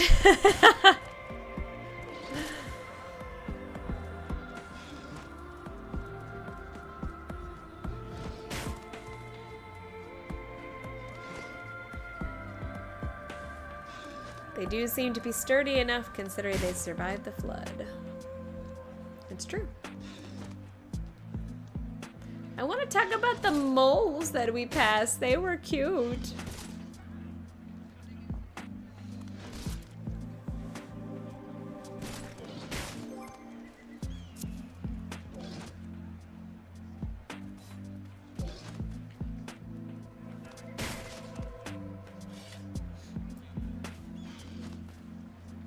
Alright, let's get moving. Won't hear me complaining about getting back north a bit.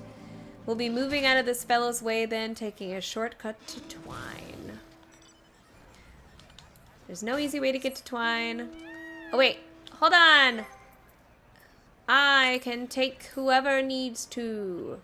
Where's my mount?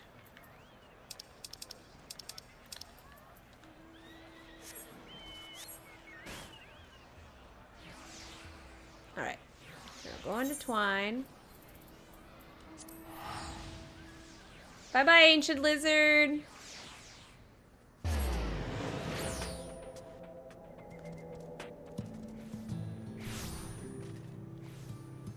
Oh, wait. I was supposed to... Oh, I'm sorry. I was gonna wait. I feel bad. I was gonna give someone a ride.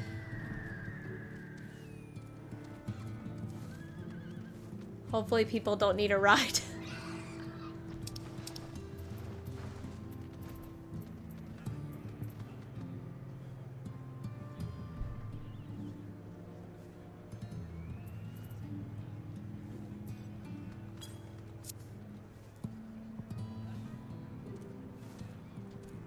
Hopefully no one needed one.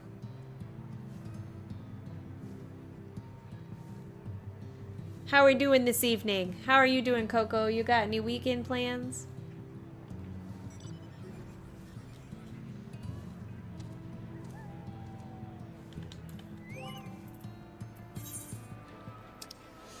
Well, if you're gonna ride your own mount, bears, I'm gonna get on Andon.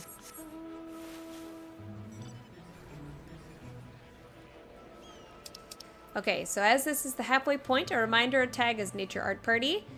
Give your hands a break. A few folks are getting rides here, so we'll wait for everyone.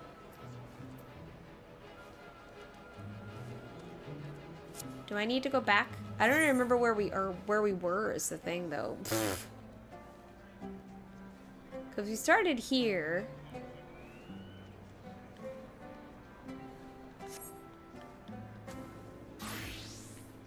I can give people a ride if need be.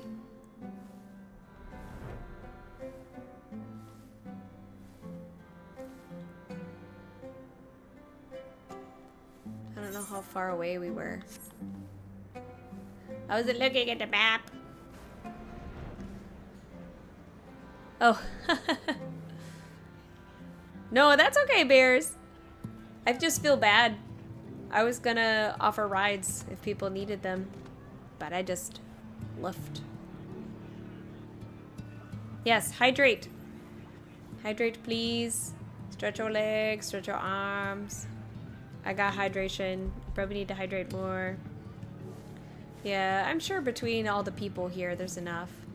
All right, everyone here, let's get moving then. Don't know how it happens, but I swear the heat this side of the mountains is even worse, let alone the sand. Rusty trolley wheels and stomping tallows make this place an experience you won't soon to forget, if you like remembering headaches. Where are we going? Where is he? Oh, someone else has the umbrella. I have that mount too. It's really cute.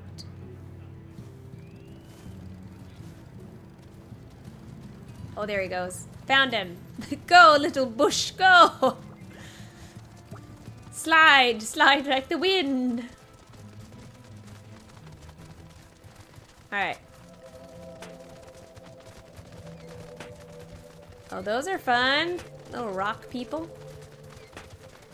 Oh, it's a bird! Yes, bird time! Alright, I'm gonna draw this one after we listen to it a bit. Oh, it's so cute. I love the feathers. Whoop! Getting out AoE range. Burb!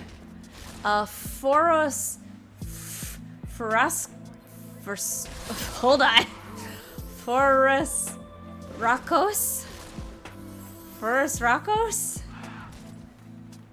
Oh, it's cute. Oh, I like it. Not a long distance before our first stop, but these are a fun one. This handsome double is called a terror bird, or Forus Rocos. Whichever's easier to shout while running the other direction, I'd say. He's cute. I like him. I like the feathers on the tail are fun. And the coloration is interesting. And he's got like, is that spikes on the front or feathers on the front? Looks like spikes on the front. 3 toes. One of them is like, no, 4 toes. Oh. 4 toes. One of them is like semi-digitigrade. The name might give them away, but these fellows are the scourge of this part of the desert. Just about nothing can challenge them. They might look a bit frail with a long, thin neck, but the whole thing is coiled muscle in there. I like their, like, they almost have, like, eagle coloration with the white head and the gray body.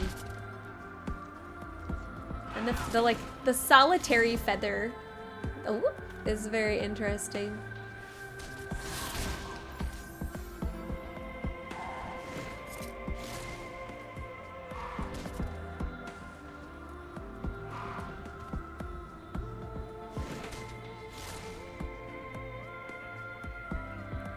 That's so cute though.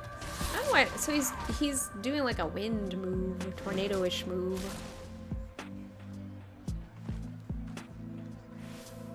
Alright. It gives them a peck. Wait, it gives them a peck you won't get a chance to write home about. Forest raccoons are the most successful predators around these parts for a great number of reasons, but the beak is no small part of it. Their necks are flexible enough to be able to attack things standing near, entirely behind them, blindingly fast, and can dent metal plating. Intense. They're like an ostrich vulture. Hi, Bio. Welcome. Welcome to the nature art party. We are being toured around by Ardbert in Amh Araeng while we go around and learn about animals and critters in the game and their sort of like ecological niche and, you know, just like natural information about them while we doodle. And this one is our first burb, so I'll actually be doodling him in a second. So I'll do that once they go through like all the natural history information about the Burbie.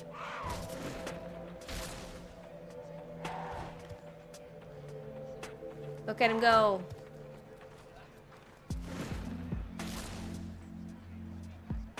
Alright, one strike from a forest raccoon and you'll be out a skull or be crushed by your own armor if you're less lucky. And with how fast and flexible they are, getting within striking distance is more or less a death sentence. Like I said, I like the tail with the feathers. It looks like a Lugia. I think that's why I like it. It's got the 2 fins on the back. It's got the big wings. It's got the fins along the side. I think that's why it reminds me of Lugia. I appreciate you, bird.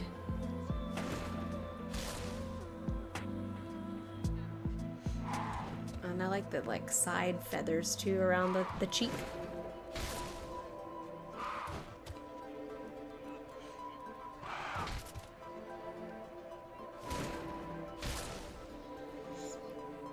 All right. Ooh, that's a long one. Did I mention they can tuck in their necks? It makes them look silly. All coiled in, so they're just funny balls of feathers with a mean-looking head sticking out. Oh my gosh, I'm gonna have to draw that.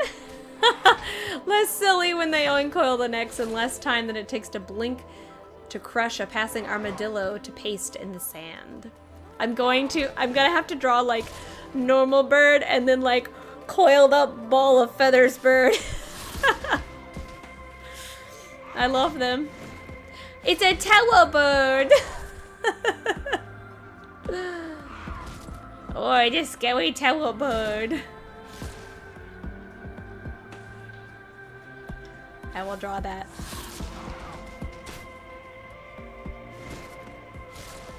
Ball. So they can coil their necks, which is interesting. I'm trying to like visualize that.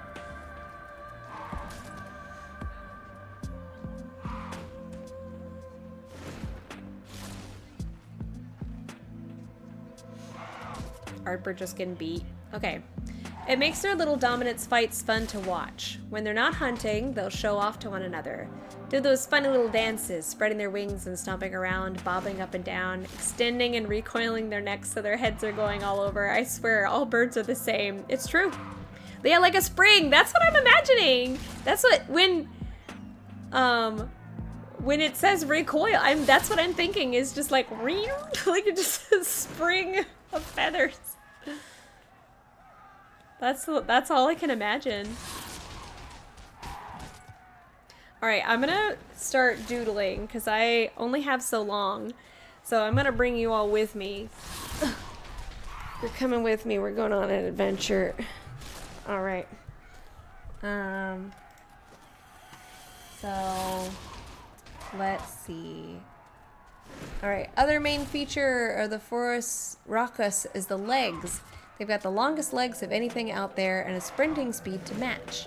Most foolish thing a man can do is try to outrun one, and it's always a losing battle. Only takes him a few seconds to reach some 40 or so malms an hour. Woof! Which is a whole lot faster than you'll ever be no matter what you're riding. Like I said, they're basically, if you combine a vulture with an ostrich, that's basically what they are. All right, we're gonna see if I can do this. Like, without too much trouble. I don't think that's gonna happen. I think I'm gonna have a lot of trouble. All right. Okay. Can I make this work? Window. Clip. Yay! All right, go below, please. Go below there. I'll put you in the corner. Right over here so y'all can still read, but you can see me doodle. Alright. With these guys, a speck on the horizon can be a beak through your ribs in a few confused seconds. They've got those wide, flat toes made for gripping the sand and can cross yalms in a time without their feet hitting the ground. Fun times. Alright. So we're gonna draw to the best of my ability. I want to do a normal version and then I want to do the one with the spring. So what brush to use is the question. I know I'm like in the middle of it. Let me hide myself. That's not it. That's it. Okay. I don't need to exist. It's fine. There's not enough space for both. Can you see me drawing? The secret is they can't do turns. They don't have flexibility for it. So they're unlucky. So if you're unlucky enough to get chased, you can send them sprinting off in the wrong direction with a well-timed dive to the side. Just, you know, keep in mind their necks. Okay, we're gonna, because this is supposed to be like natural, like journal drawing, I'm gonna use kind of a rougher brush. I know, not enough room for the both of us. All right, so from what I can see, he's got like a vulture-like beak, like downwards.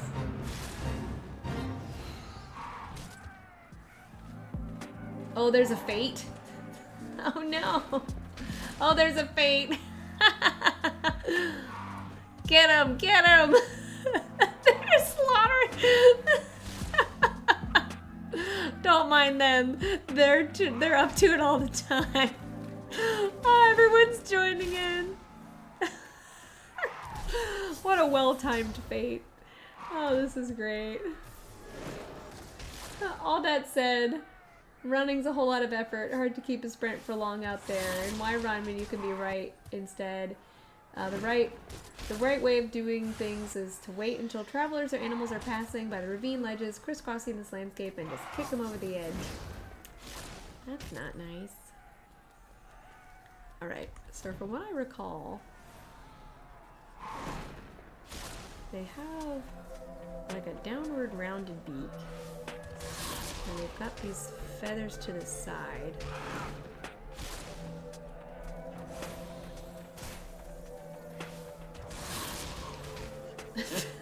Just watching all this.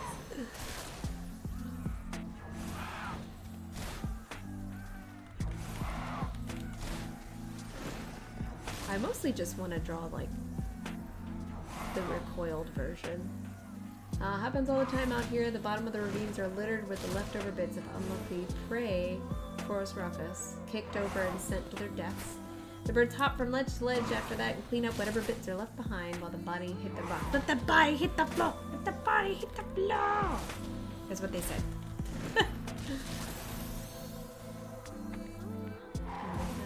So their necks. I'm gonna make this canvas bigger. Nope.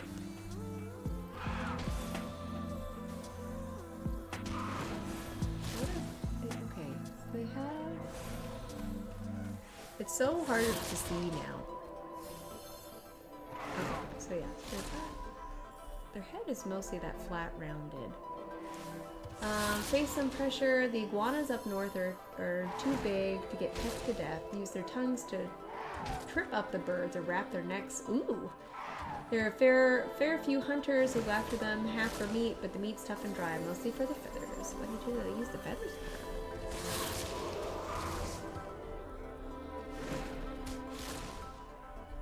And then they got like spikies. How do they recoil their neck when they have the spikies? That's interesting.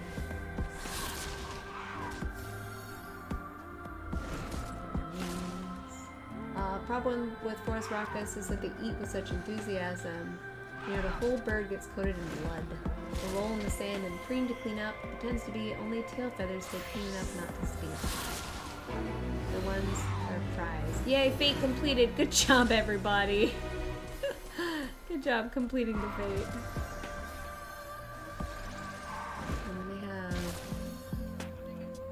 like that, kind of.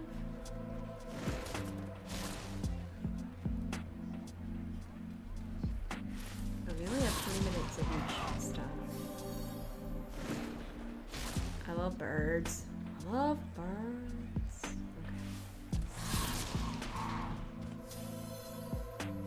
Maybe. Well, like, what I want to say, like, how do they not hurt themselves when they recoil their spikes? Like, their neck, like that. We got the big hump. Alright, used to be you'd find the feathers decorating marl barding for the elite houses in Abba. Didn't take long for the flaw to style after the flood, and feathers don't last long, not when you find those sorts of relics among the moored scavengers. Hunter's badge of honor takes back to see those funny plumed feathers bobbing along.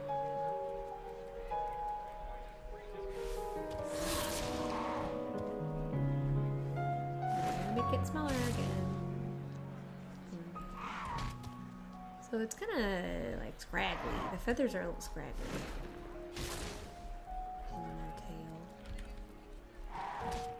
Any questions? Yes, ask questions so that I can draw their head curled up.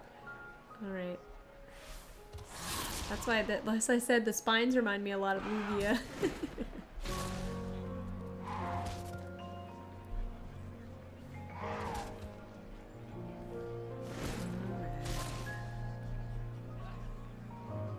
So then, because the two on the tail are just longer. The best way to tame or convince it to follow you home? Valid question.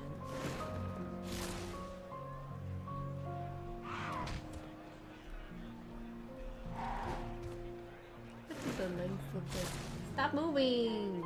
Okay.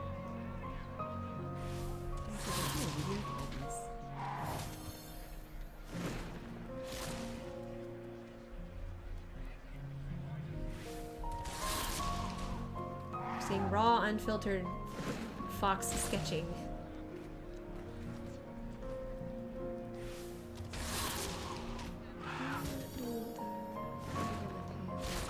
Are they...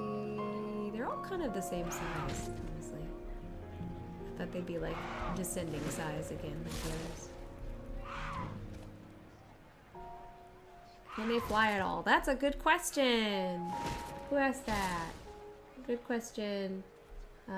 Sana. Good question.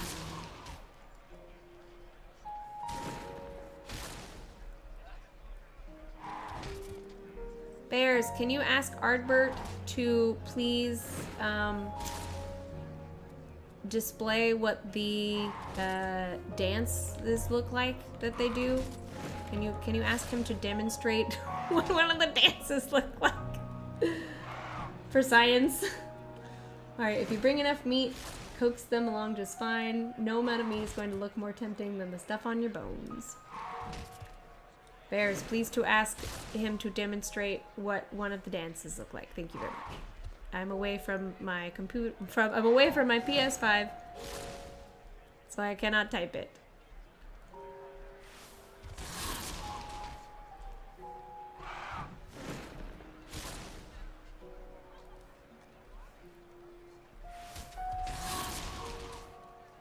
Yes, yes, thank you, Bears. Bears is the true MVP. Thank you, thank you. For science, of course.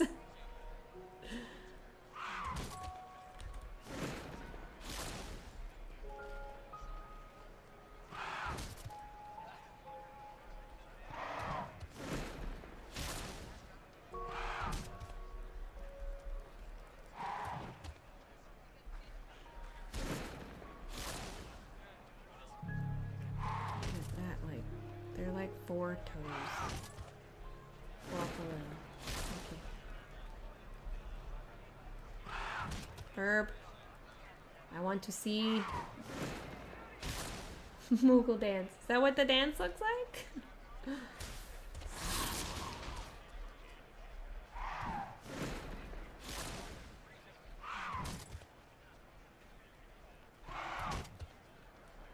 I don't know. I would like to domesticate this. I would ride this. Not properly, nay. They give themselves a few good flaps in the air so you can see, but they don't have the right wings for any more than that. So non-flighted. Like I said, vulture ostrich. Just a vulture ostrich. Alright, we're gonna make him smaller because I want to draw what the coiled head looks like. So this is what I'm imagining. I'm imagining that, like, they're angry, of course.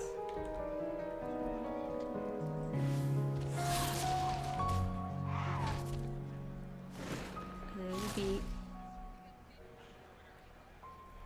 And then the feathers. They have those little feathers on the side. And then it's more droopy. There you go. Alright.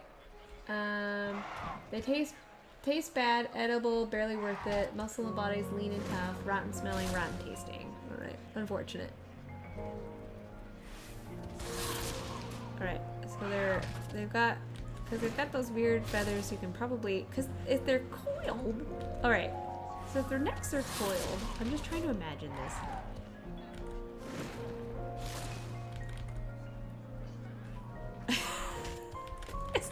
This is what I'm imagining.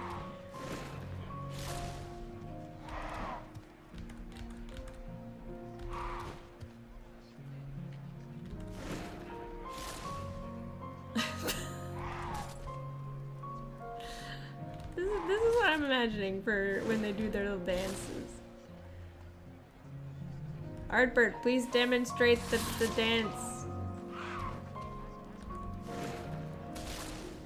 There you go, that's what they look like.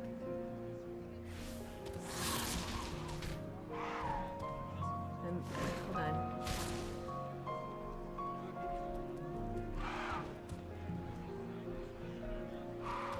Go down a little.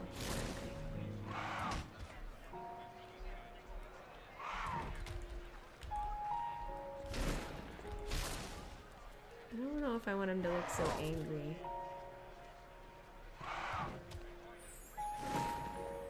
Do the dance. I don't think I had the required flexibility to demonstrate any such thing, or the neck. And the first Rocus would win. It's lucky enough for the Tulba, they live on the other side of the desert. So funny. There we go. Thank you. The day has been saved thanks to bears. I tried, fellows. I tried to get him to do the dance. Didn't work.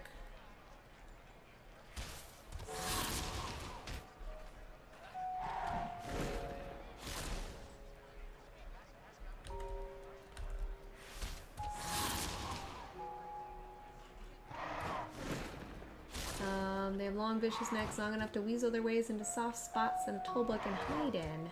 They can tear them apart alive. Scary, but also funny.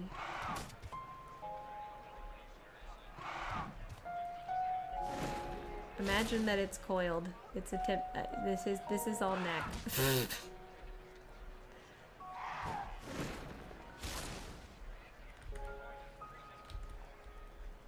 That's all neck right there.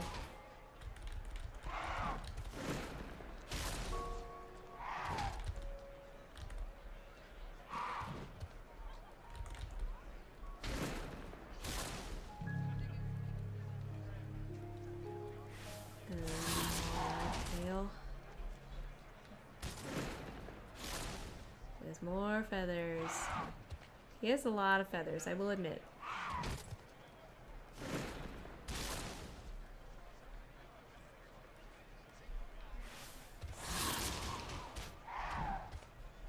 He's swish. You get all the Forest Raucous ladies in the area. Oh, you wrote off the omelets, but if you stop in Twine later, the tavern keeper sells those made with Forest Raucous eggs. It's no popular act gathering the eggs, but one egg is the size of my chest. That's a large chest. Food enough plenty for hungry miners.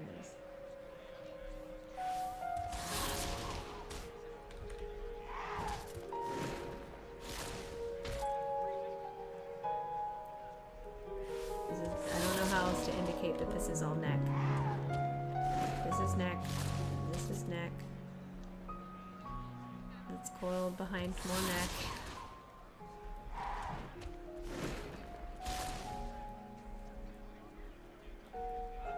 There we go. Hashtag oops all neck. There you go. There he goes. He's ready. All the single ladies. Oh wait, I got spikes. Just gonna... I'm gonna have an open beak.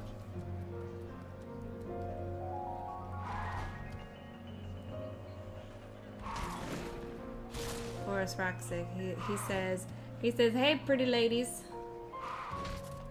I think I'm done getting pelted by this fellow. Let's get moving. Alright. Well, I did it. I drew one of the things. Are you happy? Alright. Good job. There he is. He's sexy. What a sexy bird. I'll like do shading and stuff later. Alright. Enough of that. Let's get moving. Going on an adventure. Whee! Oh, sorry. Alright. I wonder where our next stop is going to be.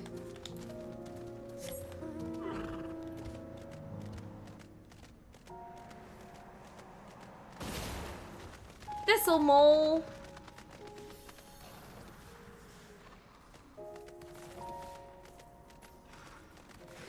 I got distracted. We're flying. I got distracted.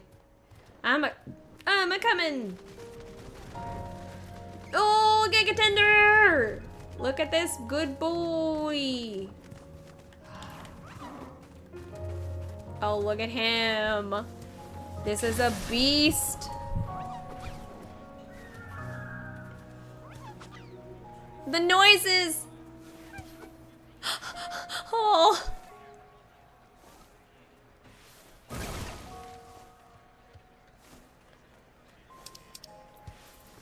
All right. Here we are. We've seen their larger brother earlier, the Malik Tender outside Morsock.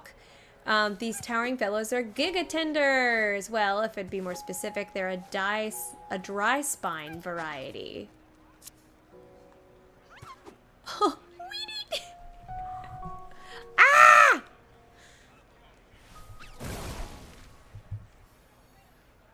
Oh no, I'm sorry, bears.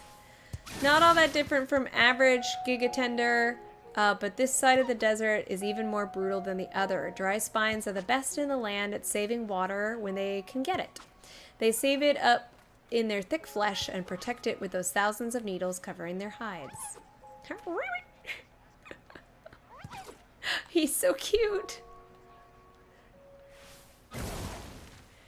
Word is the stuff is useful for survival if you can survive chopping off one of their limbs or spires. If you're dying in the desert and the choice is attack a cactus 4 times your height or dehydrate and die, I can't blame the ones who draw steel. Truth.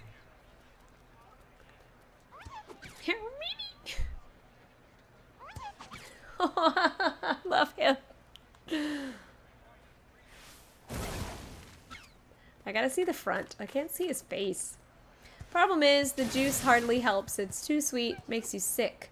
But you still see them being harvested from time to time. If you see a ward skittering up a gigatender's form, just leave it to them. They know what they're doing. Oh, look at him. Look at him go. Oh, he's got little... Oh, he's got little flowers. There's like a little party going on up there. It's the quenchiest! Great. Besides, it's not the juice they're after. It's the sprouts coming out the top branches, dried and ground up. They sell for pretty few bits of coin. Everyone knows you use them to ease suffering. Twine relies on them for the folks suffering too greatly from miner's lung to carry on. Probably because the sprouts cause vivid hallucinations. It is the quenchiest.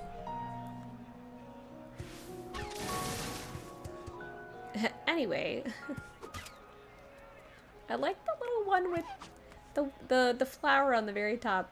It does look like a little conference though, right? Like all the different ones on the top are little cactars. They're just like having a conversation or a party.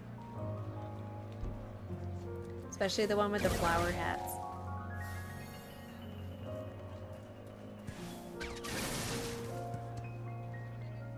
Now there's a way to spend a Friday night. My favorite thing about these big lads are their crowns. I always thought they looked like a cactus towers in Naboth. Big fort walls covered in spines. Here, look. Some of the spikes on top even have little helmets on.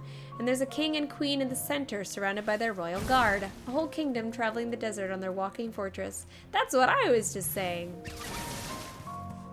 Oh, they do have little helmets.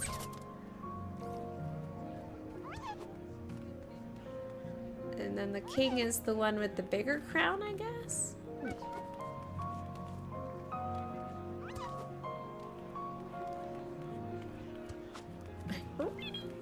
I can't even make the sound. It'll quench you.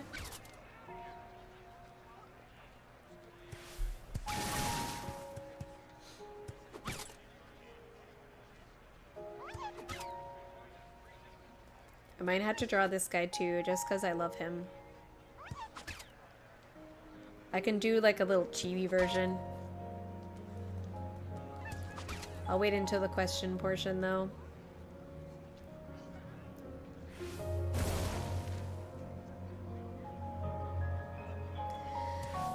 Little wonder the biggest and oldest of the gigatenders got a new name. These are called Malak tenders.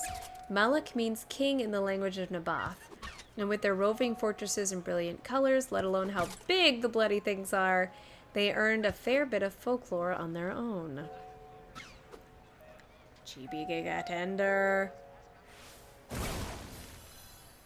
It'd be like the micro gigatender. Also known as Arabic.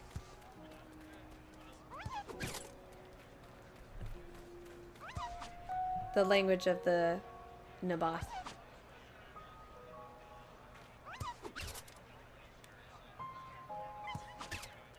Wish, wish.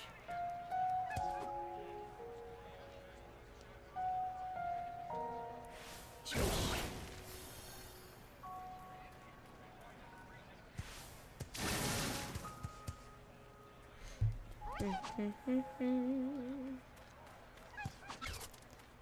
All right.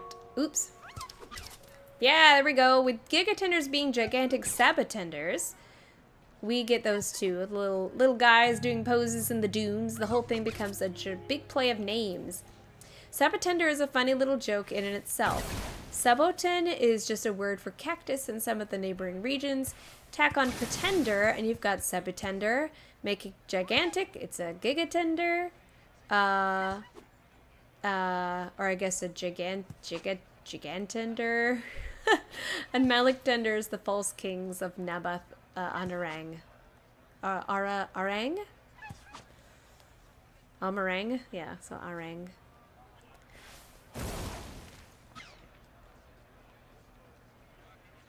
I guess it, because we say gigantic, so I guess it's gigant, but it makes me, my brain wants me to say gigatender, even though it's probably gigantender.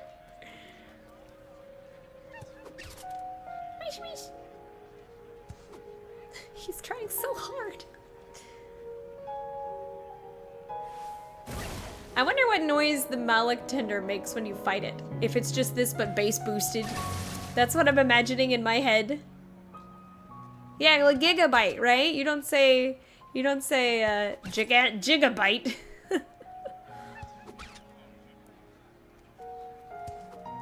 Wish wish. Uh-oh. Bye, bears. Oh.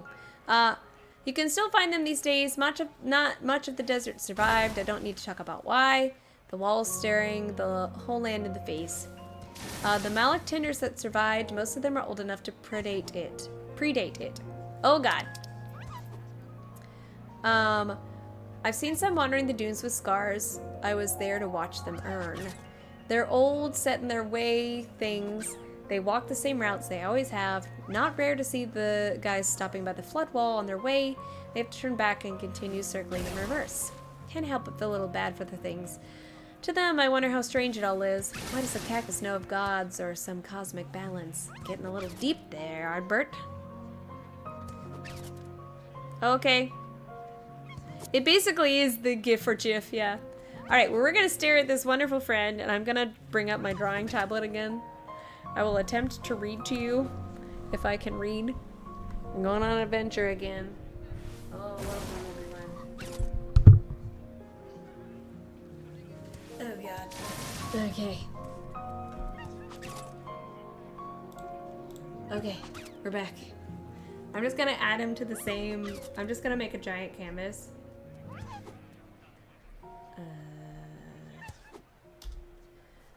They know their routes, the stars, the sun, the best places to find shade, and where the sand can be parted to find the few precious drops of water there are. There are no Malik left without a kingdom to rule. I suppose after everything, the Malictenders finally earned their crowns. Alright, we're gonna do it in a green color. Okay, so they have... Oh, let's do light green, do dark green. He's a GB. Is it? Oh, it's long. Okay, so it's like a little wall. A little wall. And this is a little guy. He's got a little collar. And then there's like little thing here. I think that's too wide.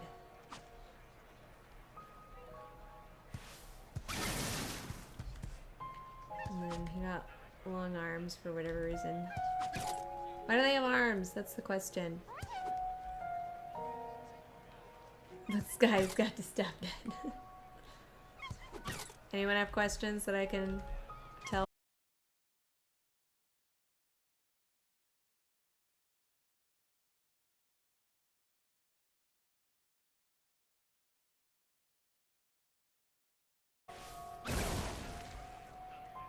Oops, caps.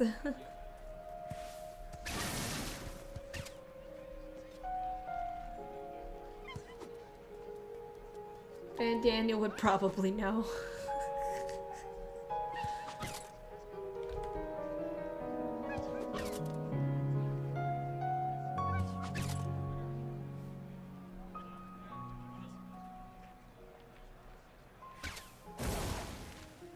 Unfortunately, we cannot ask him. To be honest with you, I'm not sure how they sound like anything at all. They're big cactus. It's a nice feature though, and I'll give them that. It is a nice feature. I appreciate that they sound so cute. Could you pet them if you were really careful about it? I want to see someone try to pet them. Do the pet emote.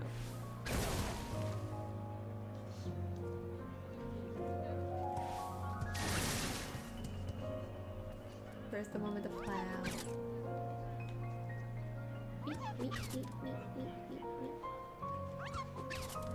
That one has a big flower hat. That one has a big flower hat. I'm gonna color it so I got time. Boop, boop, boop, ba-doop. Not green enough. It's hard because it's nighttime.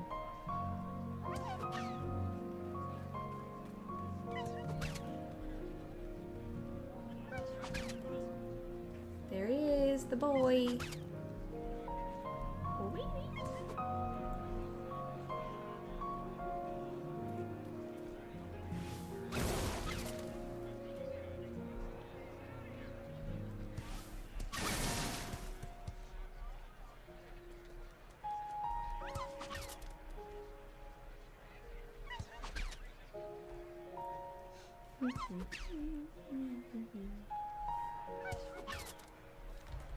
More light colored. There we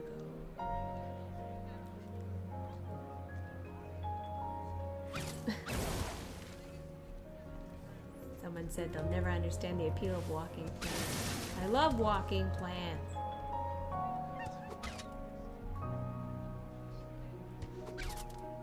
He's just a little guy.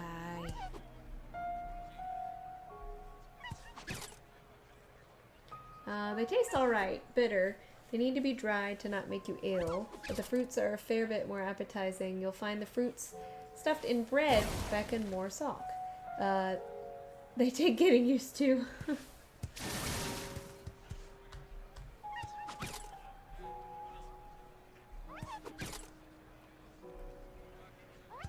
Okay.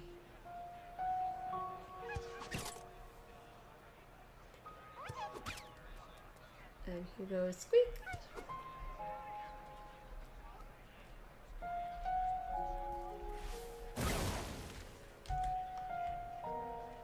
Alright, I'm gonna shade my bird a little since we have time. Alright, Birdie was gray. But it was like I said, like vulture colored. Where it was sort of gray all the way down and then it had white feathers. I suppose you could try and pet it. Some of the newer shoots of the cactus have fewer thorns, but they feel about like touching a plant field.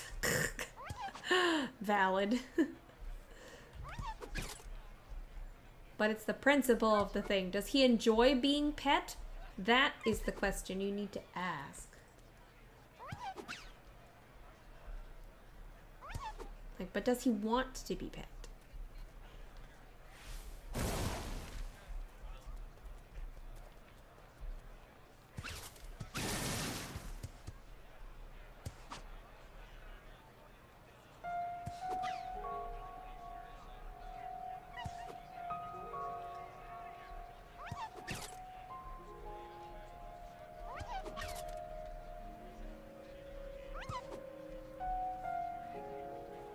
He says squeak. Oops. I colored him.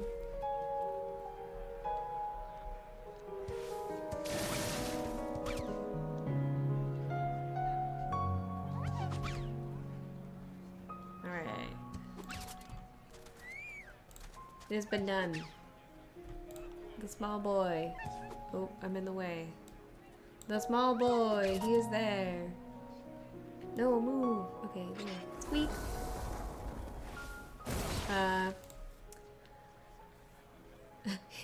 Someone asked, like, how about this one?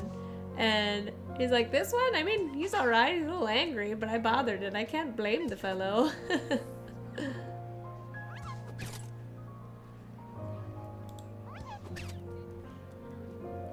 Can't blame him for... He's like, why are you in my space? Squeak.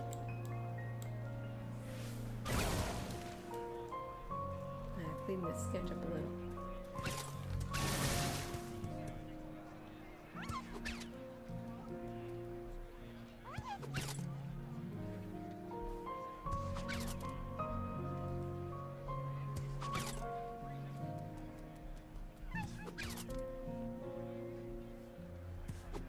When you're out in the field, you don't have time to do pretty lines. Okay, let's look at more art by other people's. Want to see more? Oh my gosh, it's so cute. Sorry. Oh gosh, he's cute. Hold on, I have to show you. Where is it? Oh gosh. Look at him! Link voice. He's so cute! I love him! Oh, pretty! I like the colors. The textures are so nice.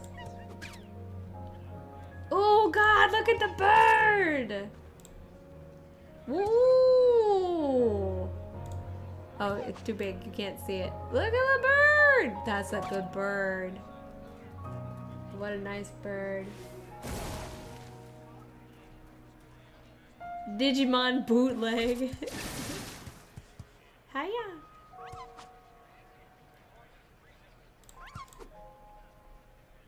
Oh, there it is. Ooh, look, pretty. Oh, what nice shots. These are nice. It's like photography. This is fun. That's cute. Oh, big eye. I like the eyebrow. Oh, you can't see it. It's too big. The eyebrow. The eyebrow is great on this one. It's an that is an angry bird. Pretty. That one's pretty. Pretty. Oh, cute. Oh, there's zucchini. Aww. We love a zucchini loaf drawing. There he is. Oh, his head, but you can't see because it's too big. Hold on, let me try and make it smaller. There we go. Look at he's headbutting Ardbert. Or butt-butting, I guess. That's great. Dog. Ancient lizard, that's a dog. Zucchini loaf art always makes me happy. That's so cute. Hexagons are bestagons, it's true.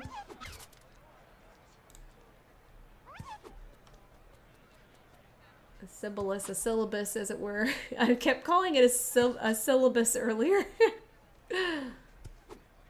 Alright, next stop, they say. Alright, let's continue our journey. I'm going back. Here I come. We're going on an adventure again. Woohoo! Okay.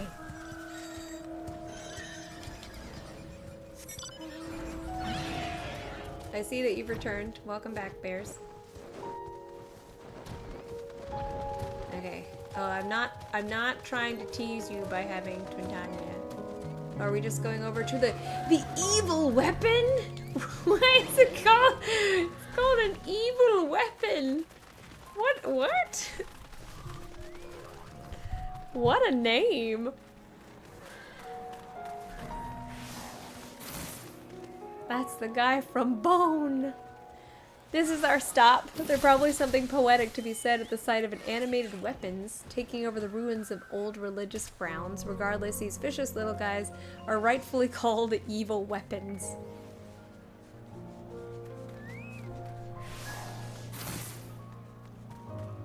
He got eyeballs. Oh, I'm not drawing him. He's scary.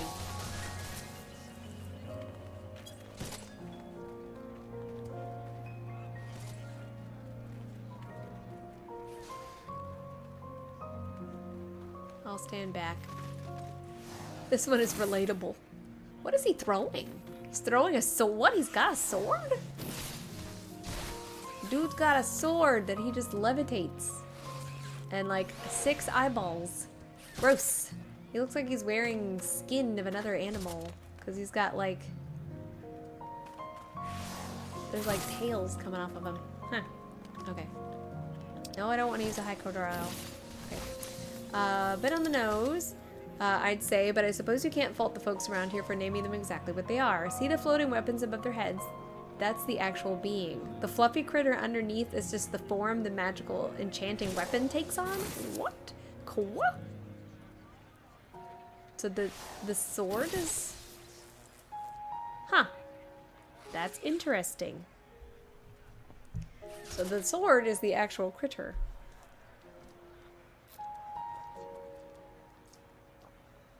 It's the form the weapon takes on. Huh.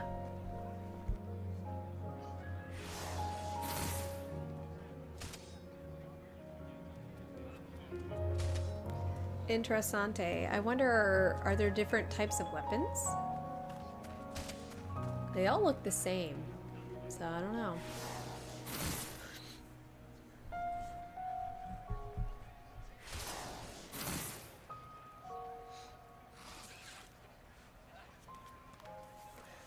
To be honest, it's hard to say the weapons are really wildlife. Before the flood, they were little guardsmen. The mages of Naboth were a whole different breed. The closest our time had ever gotten to being like Ronka, I'd wager. You mean the king? The great serpent? They lived, ate, and breathed spell lattices and ate their alignments. It wasn't much more than just common sense to enchant their weapons to fight for them.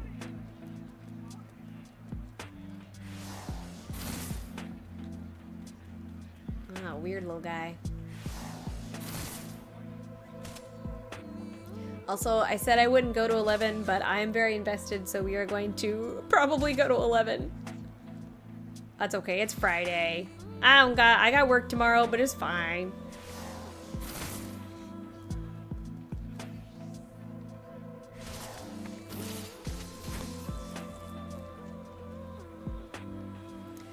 Problem is, the spells didn't wear off and the mages died. Funny thing about Sun Eaters, you don't die.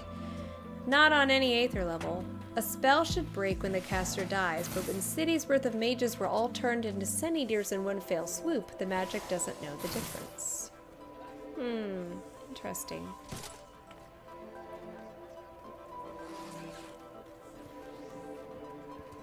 What is this? Does he have feet? I'm gonna look at this guy's feet. What do your feet look like? He got weird little flat feet. It's weird.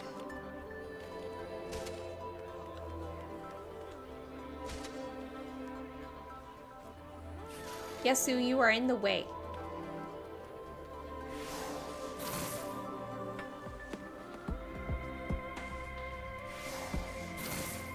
Now the otter. We're not here to... You're very cute, Posh Otter, but we're not here to see you.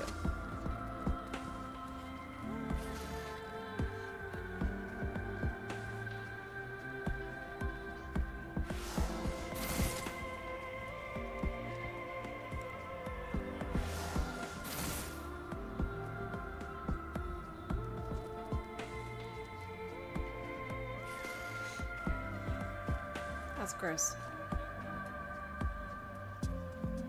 The arms are also, like, very unsettling. Yeah, yes! So, bears, the blade up there is the actual creature. The thing below it is just, like, a manifestation that the magic took on. So, like, the actual creature is the blade. The further problem is the weapons are enchanted to follow the will of their owners, but a Sun Eater just wants to kill and eat, and the weapons do as they're told. Enter a place like this, and every weapon that can sense your Aether will swarm in like flies to slice you to shreds. Animals, too, doesn't matter. The living come here to die. Yeah, that's why they're called an evil weapon. It's because they're actually the weapon. I suppose that's where you'll find the poetry in it all. Bloody dark story to be told in the verse. There's history to this ruin. Mind if this turns into a history lesson on the side? Please do! I'll take a history lesson.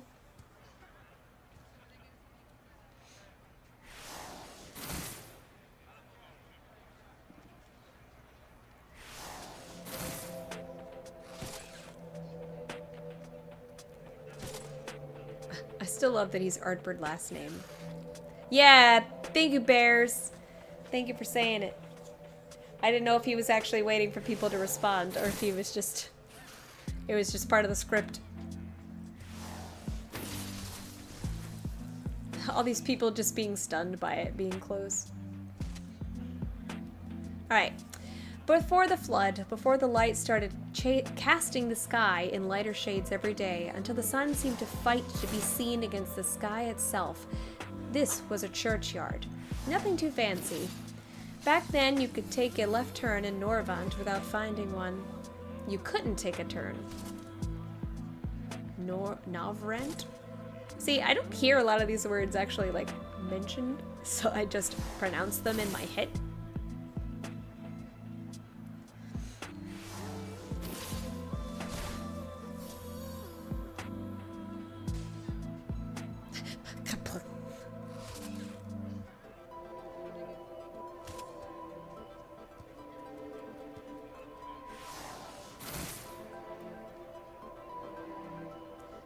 The Church of the First Light.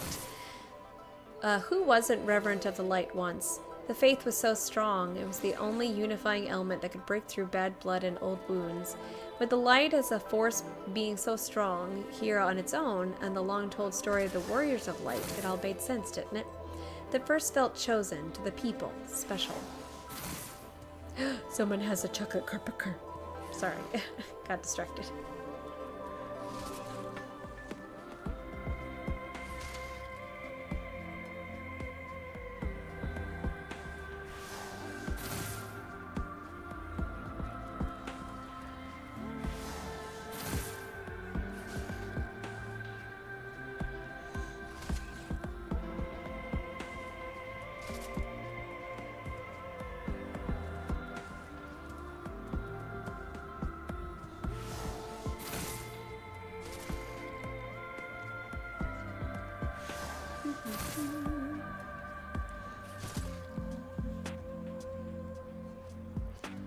It should come as no surprise, the echo, the voice of a deity who bid those chosen to cast out the dark.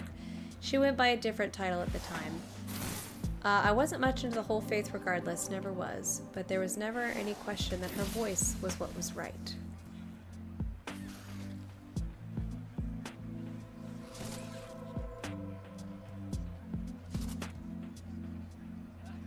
Meanwhile, continues to get pummeled.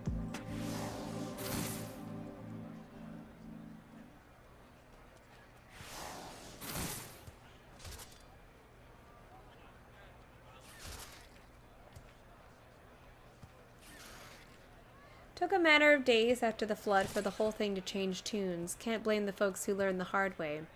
Most of the faith dissolved and never came back. The rest of it took to the shadows, the basements, the church cellars. Set up new altars to the dark in hopes that in a day that never ended, they'd find night again. Become the warrior of darkness!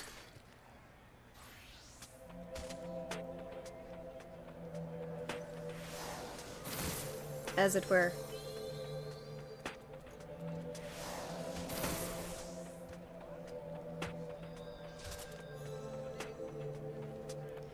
First death! Oh, he actually died to the weapon. No one speak of this! I wasn't even paying attention. Poor Ardbert. The evil weapon actually got him. Places like this, where the flood looms frozen and challenges the sky, they didn't bother to try. The weapons left them no choice, even if they wanted. It's an archaeological dig now, one of the last few places that bits of scripture left over weren't accessible enough to be burned.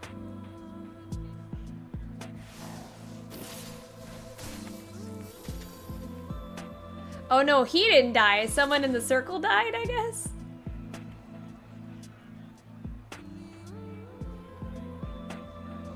Oh, because they're in, like, glamour. I see. That's so cute, though. The Eric and... oh no, that's Athena and them. Where are the bunny? Where's the two? Where's Elidabun? and left by the flood, willed on by the sin eaters, claimed by the same light they once adored. The weapons make sure none here are soon to forget what their faith had wrought. I'm gonna sneeze. I apologize. Okay. I scared it away.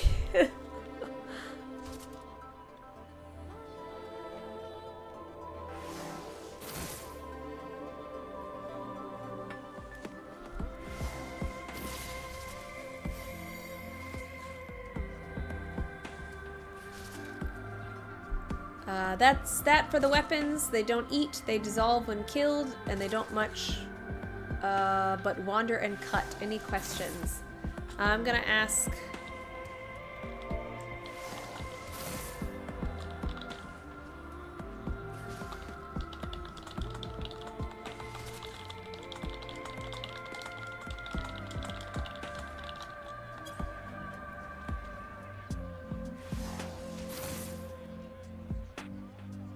Why is the furry part nose so cute? Because all the weapons sort of just look like stabby broadswords.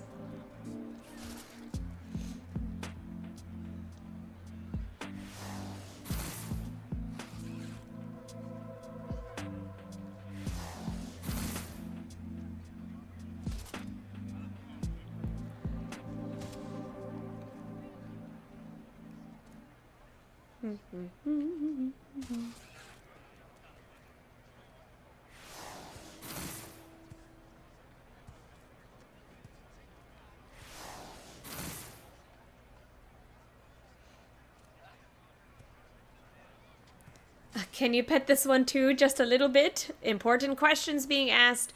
Julian, are you going to ask if it is edible?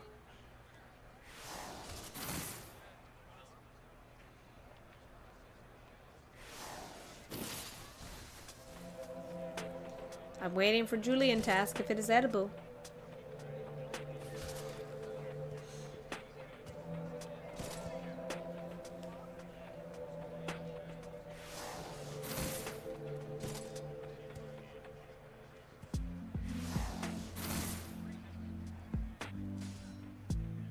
I think the Nabath mages would have done the cute noses on purpose. They made them after all. Why not make their little guardians cute on top of it all? So valid, wow.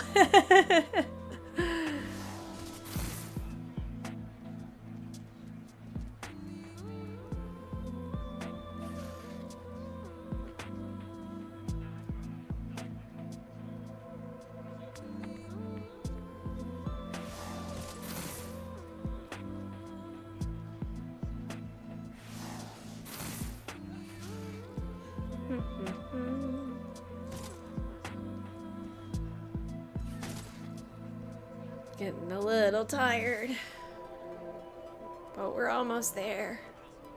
Between this guy and the ancient lizard, you could have the cutest little guards. Ah, yes, evil. Meet my guard dogs, ancient lizard and evil weapon. I love them.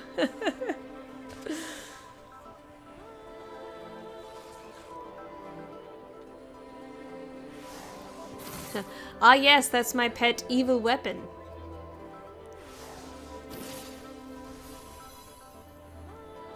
That's a rude name to name your pet. No, that's literally what he is.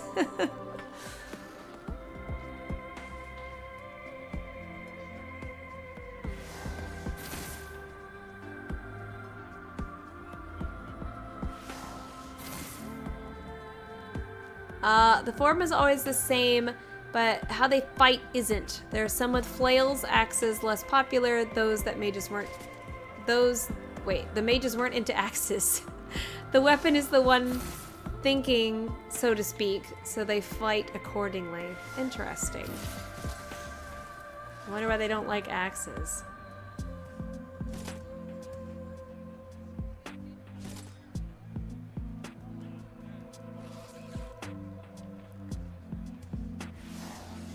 It's hard to see, but it's very cute.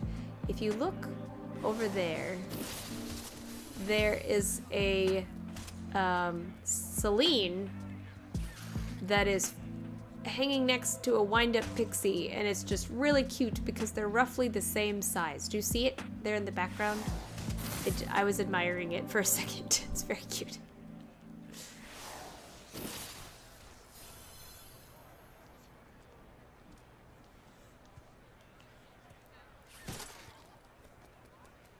Celine's just doing her job to try and heal.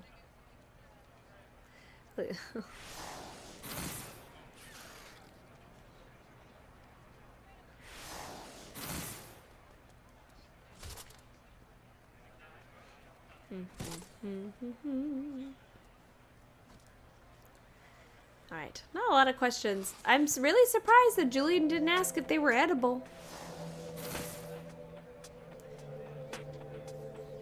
I mean, it would be... I think you would have to eat the sword, right? Because the critter on the bottom is just a... like a projection?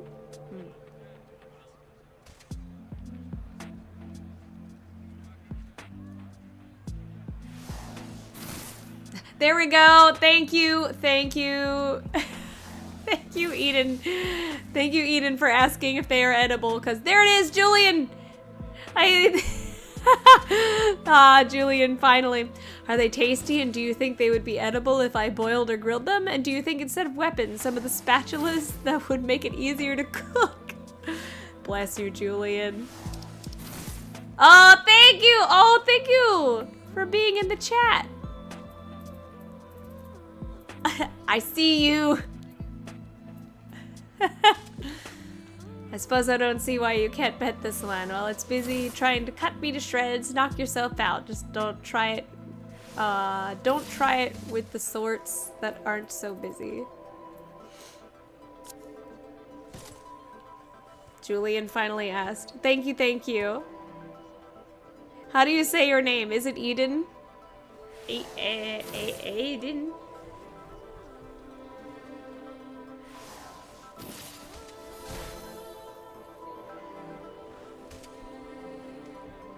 Thank you, Moose Mum. Well, okay, if you kill them, they turn to ether and dissolve in the spot. So your only chance of eating them alive? Do you want to try? Unsettling number of eyes. Don't try, that wasn't meant to be a challenge. Oh, thank you! Yes, I would like to. Bless you, Julianne. Again, everything's edible once. I'll try on my own time. Rest in peace, Julianne.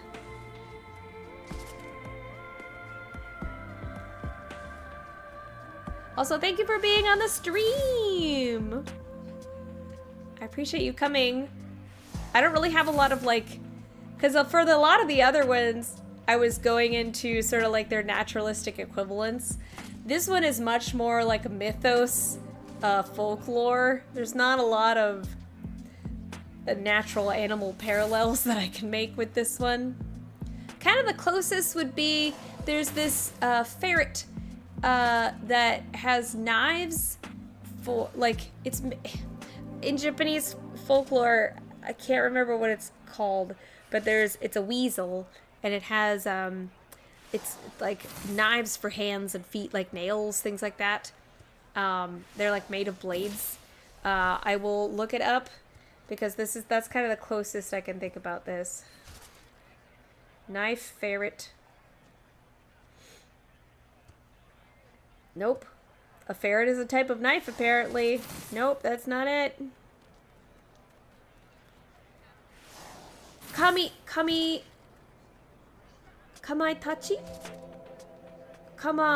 Kamaitachi is what it's called.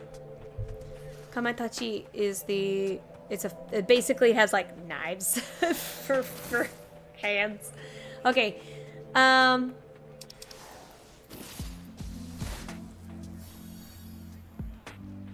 Wow, so 7,583 extremely cool enemies.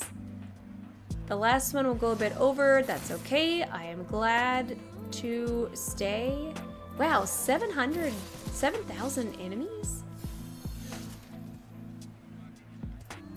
And just in this zone. Gosh, those developers cracked. Oh, awesome! I'm glad. But yeah, the closest I can think of like natural sort of equivalent would be the Kamaitachi. Because knife ferret. Evil weapon.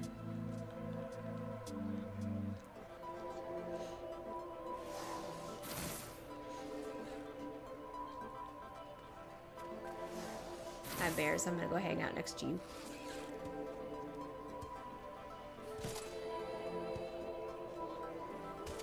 Well, it took 3 hours before the bots caught up to the tag. Oh. Well, the bots can join in as long as they're nice. I wonder if the bots are like you like art parties? Actually, we're gonna see if there's been any evil weapons drawn. Hold on.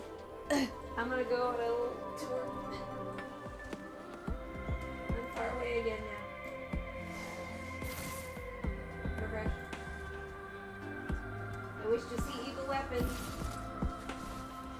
There he is. There's the boy. There's the whole gosh. Where is it? Look at him! Oh gosh. This is a lad. Look at that lad. Oh the animations are really interesting, yeah. Oh my gosh. Oh, he's so... This one, Mia's been doing wonderful. I'm actually going to follow them because I've liked all their little sketches. Oh, there he is! A good boy! Oh, I love them. There he is, evil weapon. Oh, this one's cute! I really like how, oh gosh, I really like how people are drawing it very similar to, like, if you were actually doing a nature journal. Don't look at my notification. Oh, there he is! I was thinking this exact thing. He do got the booty. He got the booty though. Oh man, good times. There's some good stuff in that tag. Oh man. Alright. So we're moving on to our last spot, I assume.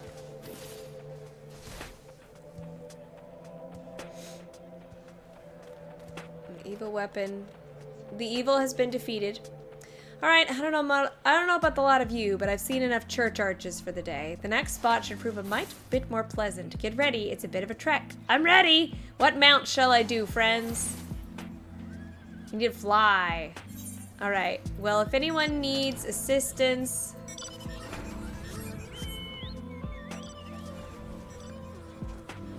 If anyone needs assistance, I have a carriage awaiting. Whoop. Everyone good? Everyone good? Do you have your exit buddy? Looks like everybody's got an exit. Does everyone have an exit buddy? Okay, I think everyone has an exit buddy. If that's the case, I'm getting on a different mount. That thing is nice, but it's too bulky. Umbrella time! Wait, do you need one?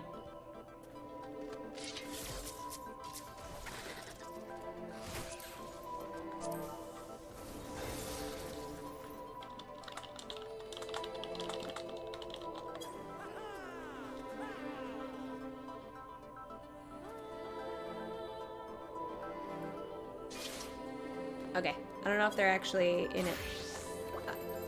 Bears, where are you going? Okay, where did they go? Where did they go, bears? Okay. Vengeance. Oh, because they killed it.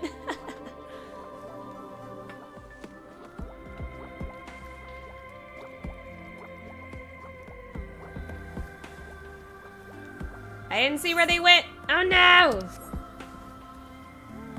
Sugar? Where's Sugar? Where did they go? I've lost them. We waited too long. Are they down here?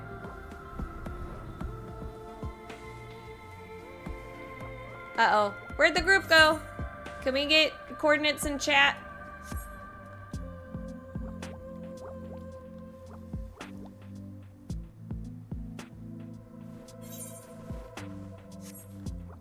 I lost the big horde of people.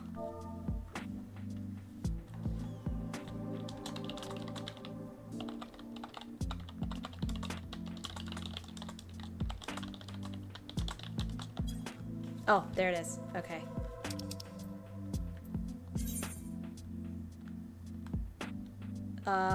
Down. Okay, we're going down. Follow me.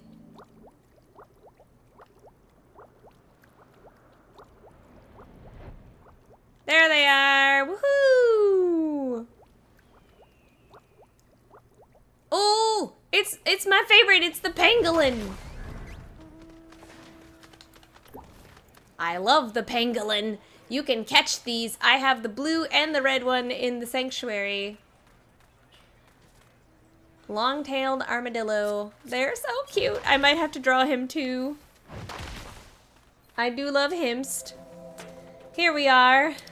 Bit of a hike to get here, but this spot's a well-loved oasis, and this friendly-looking fellow are long-tailed armadillos. Oh no!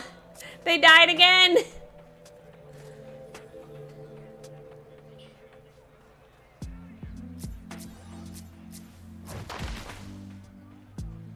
Oh, I keep forgetting that that's not their tail. It's actually just like a collection of rocks. He's very drawable. I will draw him. I need a picture from the front. Okay. They're unbearably cute little monsters, feral, territorial, aggressive as they get out. As all get out. There you go. And a right bother in all practical ways, but they're adorable. There aren't a whole lot of other fuzzy beasts out there. Look at his little, he's got like little gremlin arms. He's got long Ardbert toes for digging. And look at his little ears. Oh, he's cute. Oh gosh, look at him. And like he's got clawed hands because what happens is when he does this attack, you'll see. He like throws it and then picks up more dirt. That's so weird. This colony of armadillos has been living here for about as long as anyone can rightly remember. They date back to when Malak's well was first dug, which is on its own was many hundreds of years ago. A memorial at the time, the Malika, had it dug when their Malak passed on. I know, Mia, good pointing out the snoot. I just love the ears. They're fuzzy. Someone doted, and that is greatly appreciated.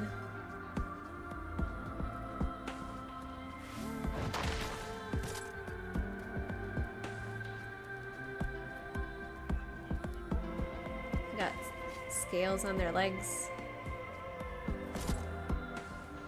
This is a well-designed critter. Thank you, whatever ancient designed this thing. If you look at the way, you can see well enough, even from here, how much the well was relied on. All the water in the desert sourced from its depths. Back then, and Naboth was the largest city Nordvant had seen since Ronka. I want to draw Ronka. Great serpent.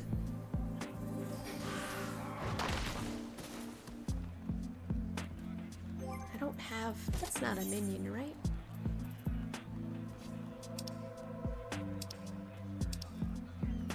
I can bring out the Ronka. There he is. The boy. Armadillos were attracted to more than just the water. Really, it's all a bit backwards. Armadillos don't need to drink water at all. For a creature with a monopoly on the only reliable source of water this desert's got, they don't go down there to drink, and left all those Talos gathering water at the time alone. What do they do? How did they get their hydration?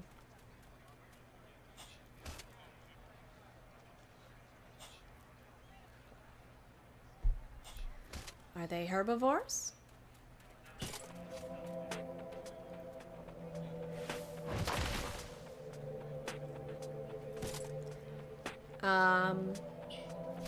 The armadillos were attracted to more than just water. Really, it's all of it backwards. Oh, wait. I read that already. Why were they attracted here? For the dirt? Do they eat dirt? I want to know how that tail evolved, because obviously prehensile. They're here for the plants. Okay. The cloves are grown dense and thick. They spend their days grazing on all the expensive spices they can fit in their bellies. They've got a trick to them. Something in their bellies can get water out of seeds, so all they need to stay alive are the plants. Okay.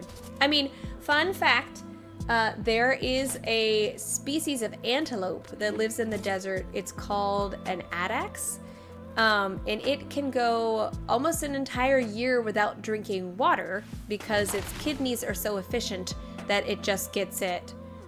Yeah, right. I was gonna say, yeah, the kidneys are so efficient that it doesn't need to drink water. I was gonna say there's a lot of desert species that have that adaptation. But it's really neat. Oh, those hind gut fermenters. What will they think of next? Herbivore master race. Oh, we got another. Uh-oh. Mob pole. Oh, sleepy. Oh, he's asleep. A sleepy boy. How long are you gonna be asleep, friend?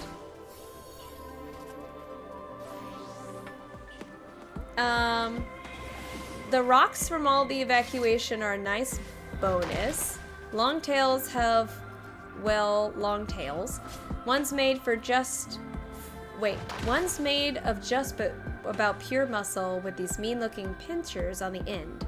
They use them like flails, grabbing rocks with weaponry to defend themselves, pound particularly tough fibers into paste that takes less energy to eat. Interesting.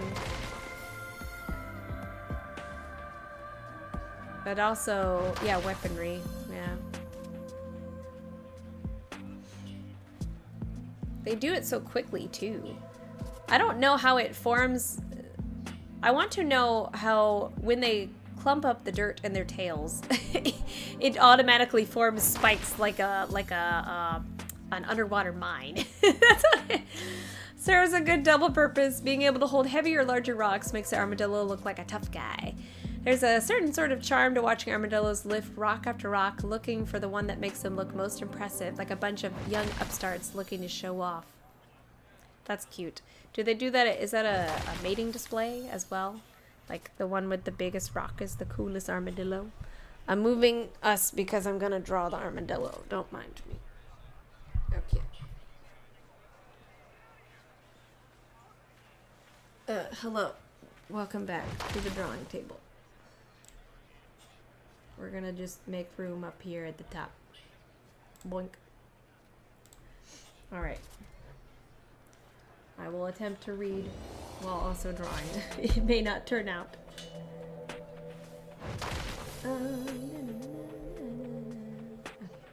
He is cute. I will draw.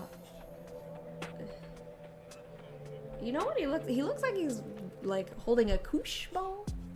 Anybody have one of those koosh balls when they were younger? The spiky ones? At the time it was just rocks, but when the flood swept through, suddenly nobody visited the well anymore. Armadillos took up residence. Down there, groundwater deposits dwelled, trapped big rock formations, untapped by any other critters looking for a drink. Reminds me of koosh ball. They look very polite, but my landlord... my landlord making exception. That's probably one of my favorite memes. I'm like, he looks very polite. I will make an exception.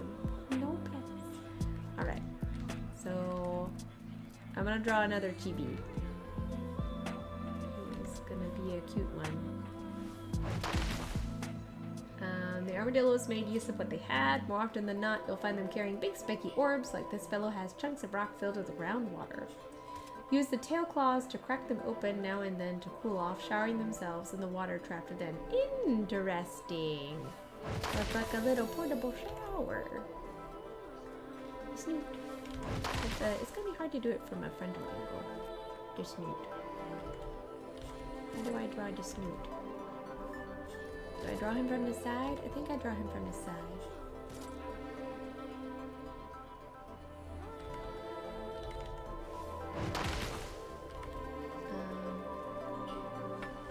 Long snoot. Is he? Yeah, not really. Uh-oh. We have another friend. There's too many of them.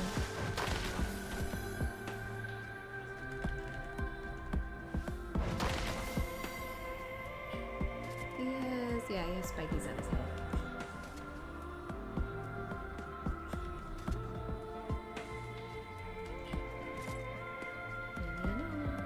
But yes, so the critter that this is most like is a pangolin. In places like India and parts of Asia, they're basically, like, they're not actually related to armadillos, I don't think.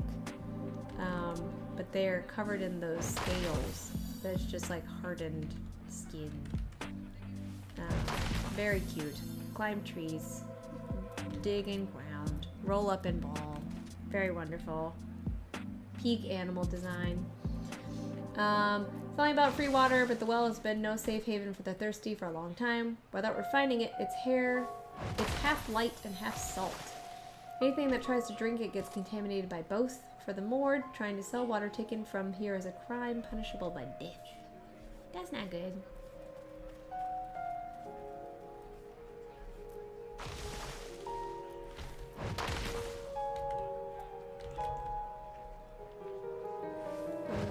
How long is it? Not too long. If you're an armadillo armored in plating that keeps the salt off and the light safely away, it's free shower on a hot day. Isolated in their little oasis where only disused trolley lines go. Only critter out here where life has never been so easy. They're also, they've got like kangaroo-like leggies. Excuse me. There's another one like coming up behind.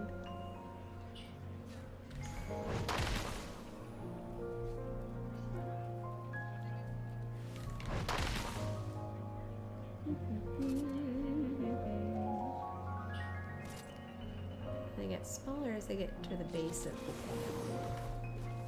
Yeah, but pangolins are great. Protect the pangolin. They are unfortunately critically endangered species. Pangolins are, because they're actually bears. If you can ask them about that, can you ask if the scales are used for anything? Like, are they farmed? Not farmed, but are they poached?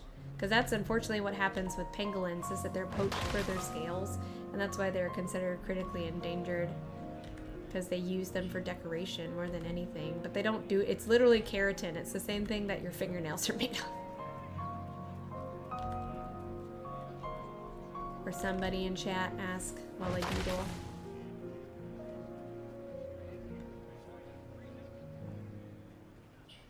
Yep, here comes Julian.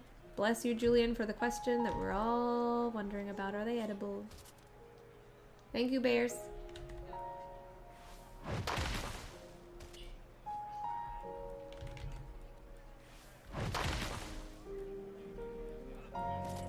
This is a good boy. I like him.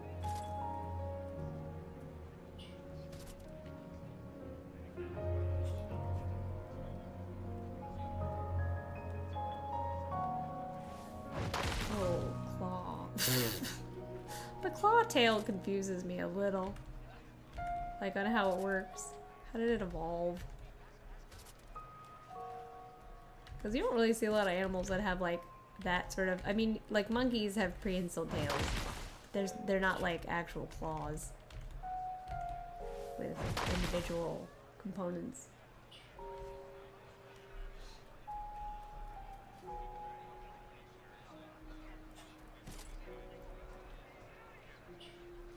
Protect the pangolins is what I'm saying. Don't purchase things that are not conservationally minded. Do your research. Oh, it's got little scales. Oh wait, I have a cheat. Where's my brush? Nope, that's the wrong one. That's the one. A little too small. Nope, not the right size. Where's my brush? Maybe this?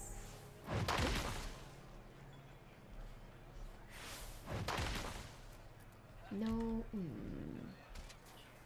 What's the point of having all these brushes if they don't work? That's better.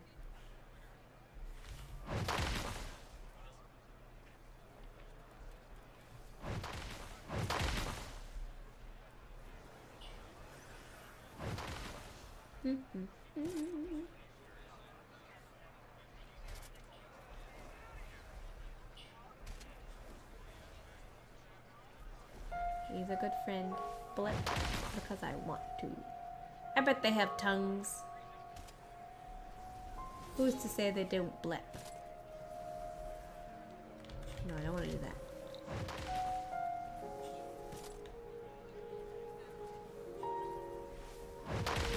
What other materials do we think that they would collect with their tails?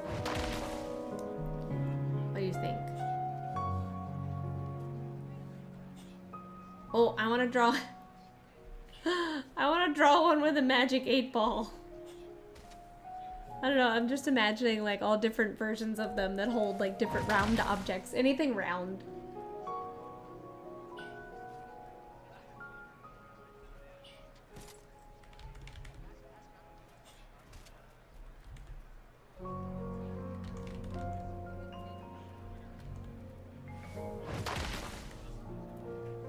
To be honest, armadillo is one of the few meats never get around to trying. It's a little water. Be extremely dry, or probably better boiled. Not in the shell. It's not actually one part, it's a bunch of scales connected. The whole thing would fall apart.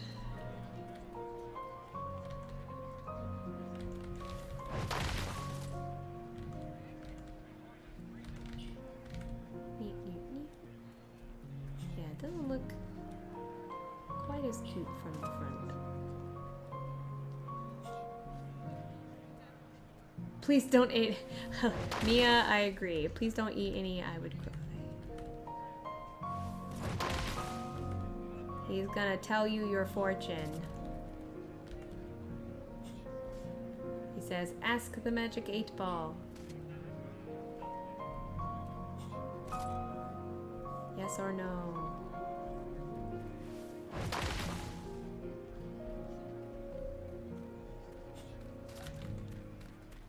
Just a little guy.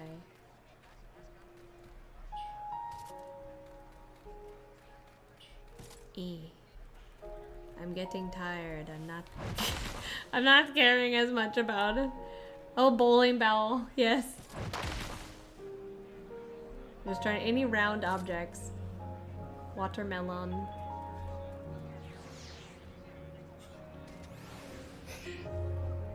Like I said, on my island, I have a blue one of these and a red one of these. The scales are a prized resource, easy enough to gather off the ground if you can avoid the armadillos themselves. Good plating for armor, table rail. Use the shingles by the resourceful. Interesting. So good to see they shed penguin scales. I'm not sure. Because they are just keratin. So I wouldn't be surprised, but I'm glad that they are not in the same boat as the pangolin itself.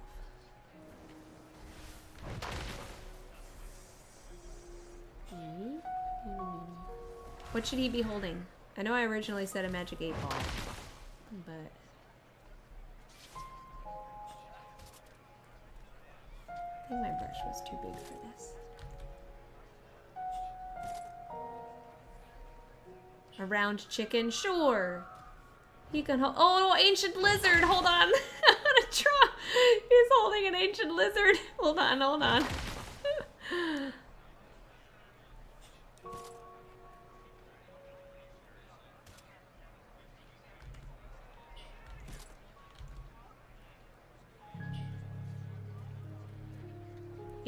Ancient lizard says, "Why am I here?"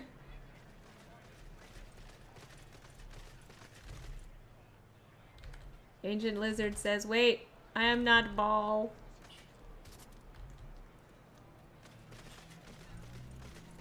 Hold on, I give him scared eye.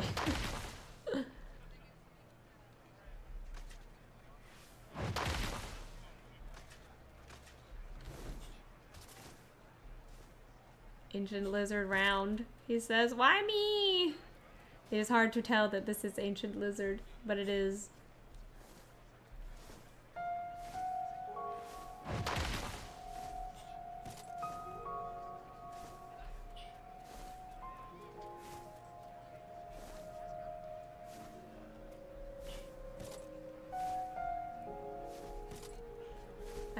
Is that how you spell ancient? I'm too dyslexic for this. Basically chicken. It's true. We did confirm that they were the chickens. Problem being getting where to find them until the trolleys come around. Living in peace for a long time. Oh.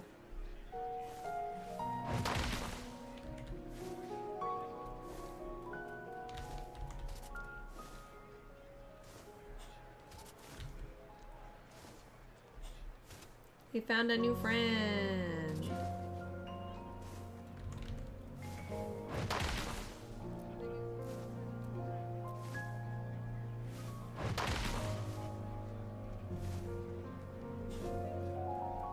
There we go. That looks, you know, Ancient Lizard enough.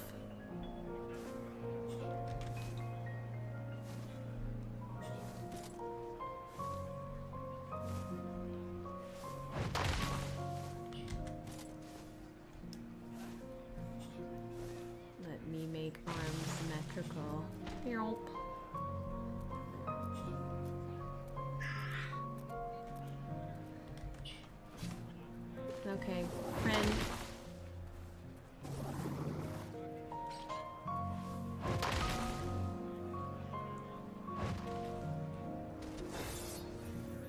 Okay.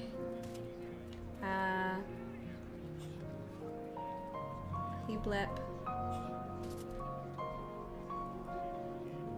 Blip. That L is too close. Blip. There we go. All right.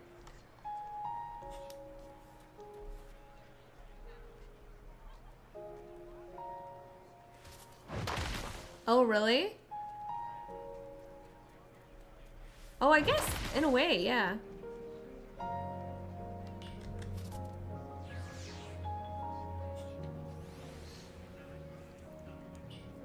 Maybe, I mean, Kingdom Hearts, Final Fantasy XIV crossover win, please. Soon now. We need it. Maybe when it comes over to Cage 4 and we're in the world of video games and going into other video games, it'll happen. I want a Keyblade.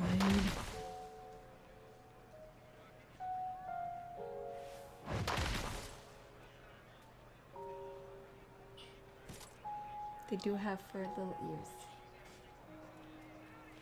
Alright. Enough of that. Boink. Alright, we're going back over.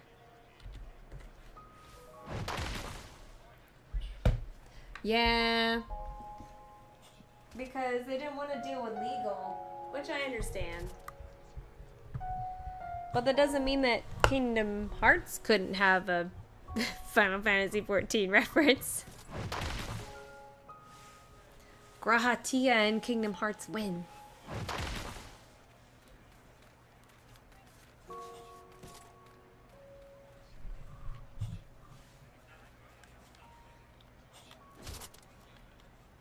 Look at him go. I love his little, he's got like one big toesies. Oh wait, are his feet equal on either side? Or they look the same?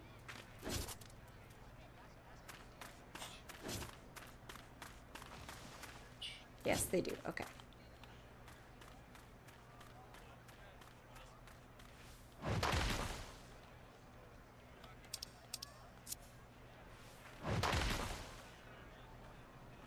I do like the color differentiation. I wonder if I should mention that I've seen color morphs. Because this exact same model is used for, like I said, the ones on the Island Sanctuary. Because they've got like a purpley tone, which is interesting because it's not as if there's purple in the sand around them, so it's not necessarily for camouflage.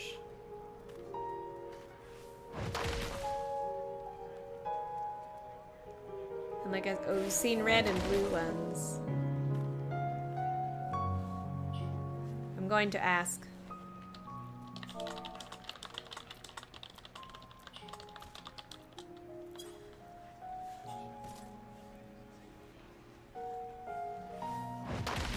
Oh yeah!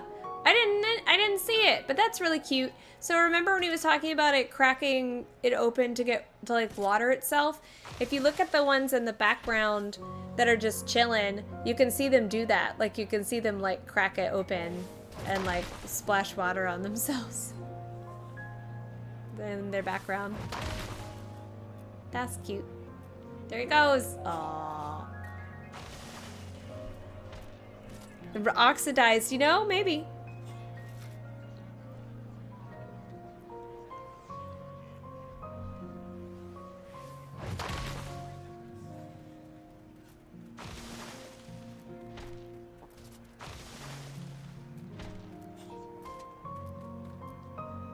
Can you ride them by sitting on the tail rock? I don't know how, like, comfy that would be. Or how sturdy. The standard sort look like this is most common by moms, but they've got a few more colorful variations. Brown, but I've seen that some quite in a handsome red. You're right, I have one in my pin back at my island. What did I name him? Did I name him Reki? I think I named him Reki. I think I named them Reki and Longa. I have Reki and Longa, are the blue and the red ones. And then I have Cherry. That's right. Cherry's the red one. Joe is the... We'll have to go visit my birds. We'll have to go visit my animals on my island after this. Let's see them. Cherry's the red one. But I have a bird named Joe. It's green. It's the big green bird.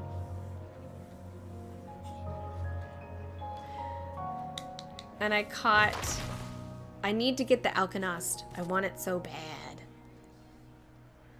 But I don't think my island is big enough level yet. I've been very lazy with my island. Black and white ones, patchy spotted, rarities whose scales sold for small fortunes to collectors. Fun. Oh, calico! Imagine a calico armadillo. How cute would that be? Like little splotchies.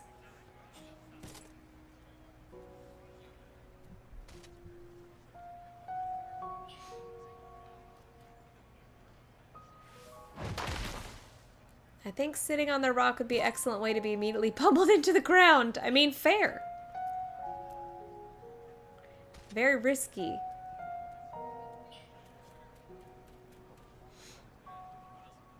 But it's so funny. I didn't even realize it, but interestingly, if you see the little mouse over here from the Criterion dungeons, the actual creature is the orb on the back, and the mouse is just a sponge, basically.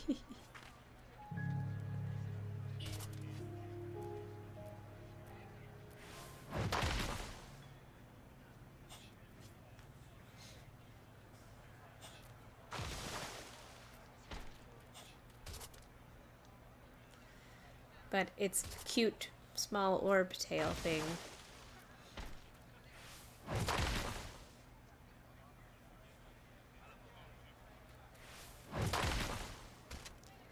All right, I think this is the last critter for the evening. Do we want to look through? Let's look through some of the art, shall we? I want to see people's drawings of this critter. Gonna come back with me again. Go for a ride. Oh well. I really need a closer setup. Are there cute fluffies? Oh my gosh, these are cute. Where is it? Look! Look how cute! They're so adorable. I love it. Oh, we do have one last stop. Oh, wait! We have one last stop. Hold on, hold on, hold on. It says, all right, this is the last one. One last stop. Not a creature, but it's something you have to see. All right, I'm coming, I'm coming, I'm coming. Oh no, I don't want the snake. I don't like it. Puppy. Go, go, go, go. All right. Go, puppy, go. Hey, hey, hey, hey,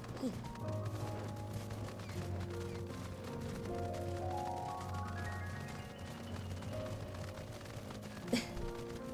He's doing his best. Oh, armadillo. Where are we going? Oh, what's down here?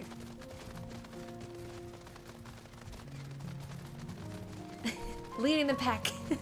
Feel like a dog sled team. Amh Araeng. Oh, there's a person on fire. There's some snaky fire people. I don't think we're here to see them. Molamander. Are we here to see the Molamanders? Don't attack me. I am a wee fisher.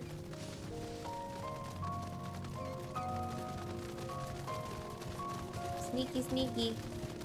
Pristine palace of Amh Araeng. Oh, I have that. I have that as mount.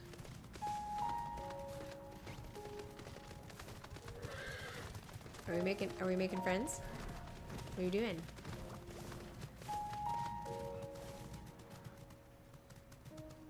Oh, upstairs. Okay. Whoop. Ooh.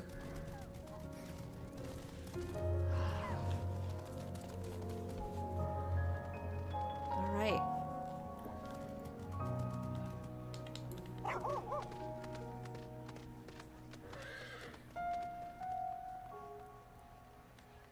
I'm sorry for how busy the screen is. It's just my life. I'm the meme. It's like, you live like this? This is the pristine palace of Amh Araeng. Wasn't that long ago that it was the crown jewel of the desert. The history here was thousands of years rich. A trade empire built on the backs of hundreds of years of cooperation and love for a brutal land.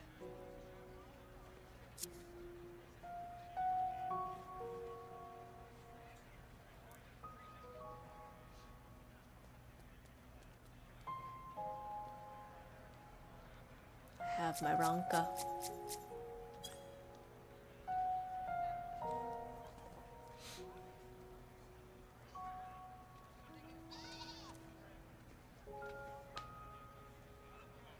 I'll cut to the chase. We're obviously not here for history. If you want history, the Mord safeguarded what little is left. I got distracted. There's a tiny Ronka right there.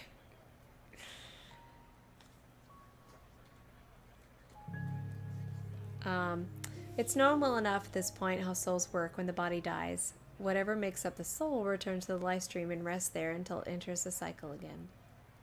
Unless you're... Spoilers! Unless you're a certain ancient in which you get called back many, many times by the warrior flight. No rest for the weary.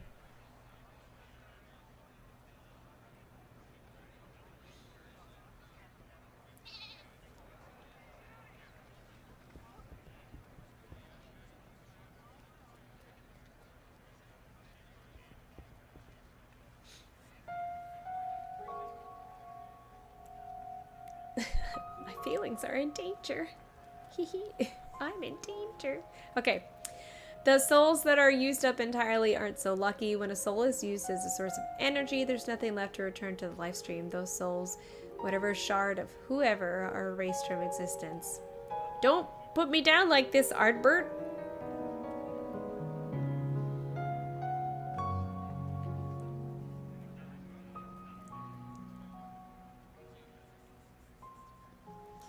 Other souls find themselves trapped in different ways. The Sin Eaters contain a soul trapped in stagnant light.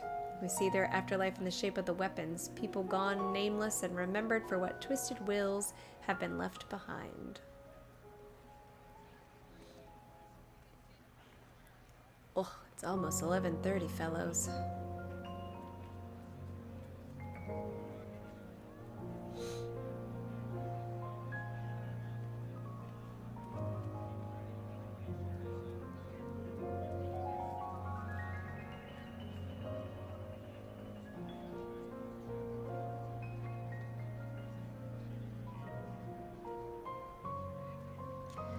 Me, I've always subscribed to the power of memory. The dead aren't far when their names are still spoken. There are few places that carried more names than Amh Araeng, except there had been dozens. Here, below the wall of the flood, the crystal light is smooth and unmarred. There are no names left to be written.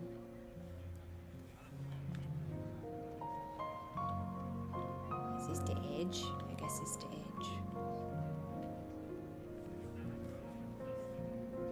There's not a darn thing the flood taught that was worth it. Here, under the shell, is a reminder, no matter how wild and huge and impossible to contain, nothing that has ever existed is immune to being lost. Conservation! Protect the aminals. Value nature.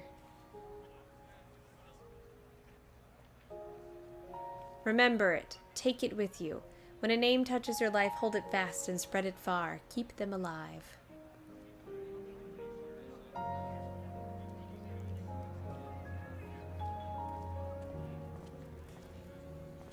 Will do. We'll meet in Ratika next. Hope to see you there. Ooh, what are we gonna see? We're gonna go see the Ronka? Which one? Slitherborough? Fano? Or you mean the next time? The next time will be Ratika. Because that would be great. I love the woods. And we can lahi all evening. Thank you, Ardbert!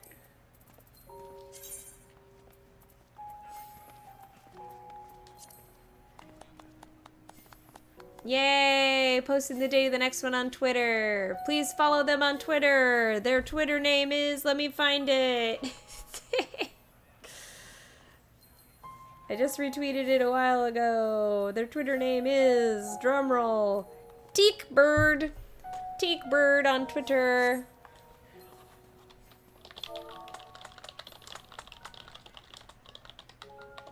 This is a very fun, cute idea. I appreciate it. I hope that the commentary has been fun and exciting.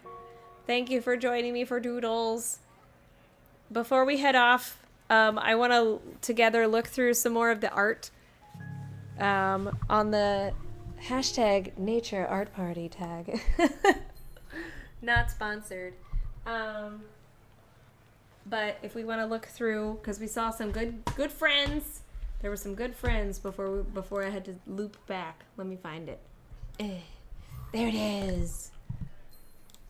Good friends. Oh, there he is. Oh, see, it's really cute. You know, because obviously the art party was supposed to be technically for the critters, but it's nice that there are people that were just doing the scenery, because this is beautiful. I love this style. Yeah, thank you, Ardbert, for the tour. He lifts his hand up in the air. Oh, yes, more zucchini.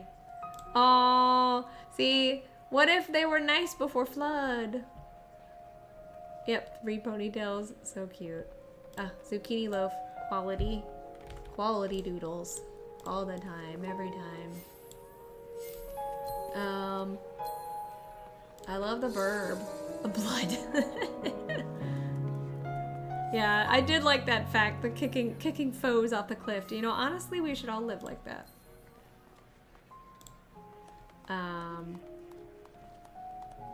No more new ones. I was hoping there'd be some. There it is. Look at the. I like the dramatic pose. Oh wow! Whoa, these are beautiful. Oh my gosh! Hold on. Let me fix it. No, fix it. Fix it. Wrong one. So pretty. Oh, I love this lad right here. He's great. beautiful scenery. Goodness gracious, that's gorgeous. What the colors. Ugh, people are too good at art. But yeah, but thank you everybody for coming. It was a ton of fun. Thank you to the people in the chat, and wonderful, Lupus. Is that how it's pronounced? I think that's how it's pronounced. Lupus. For hosting. Yes, Lupus. And giving this wonderful tour. Thank you everybody for being wonderful audience members, stopping by. I can't wait for the next one. It's gonna be great. So if you want to find out when the next one will be, you can follow at TeakBird on Twitter when they post it. I may or not be streaming it again. I probably will, because this was really fun, and I'm glad we all enjoyed it and had a nice little chill time. I hope you have a wonderful Friday, wonderful weekend.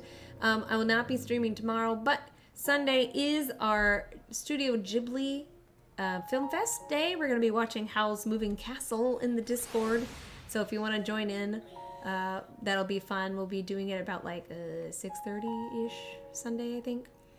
But yes, rain or shine, we're going to be watching Howl's Moving Castle. Oh, yeah. But yes, thank you. Please support everyone involved with this project and have a wonderful night. Goodbye.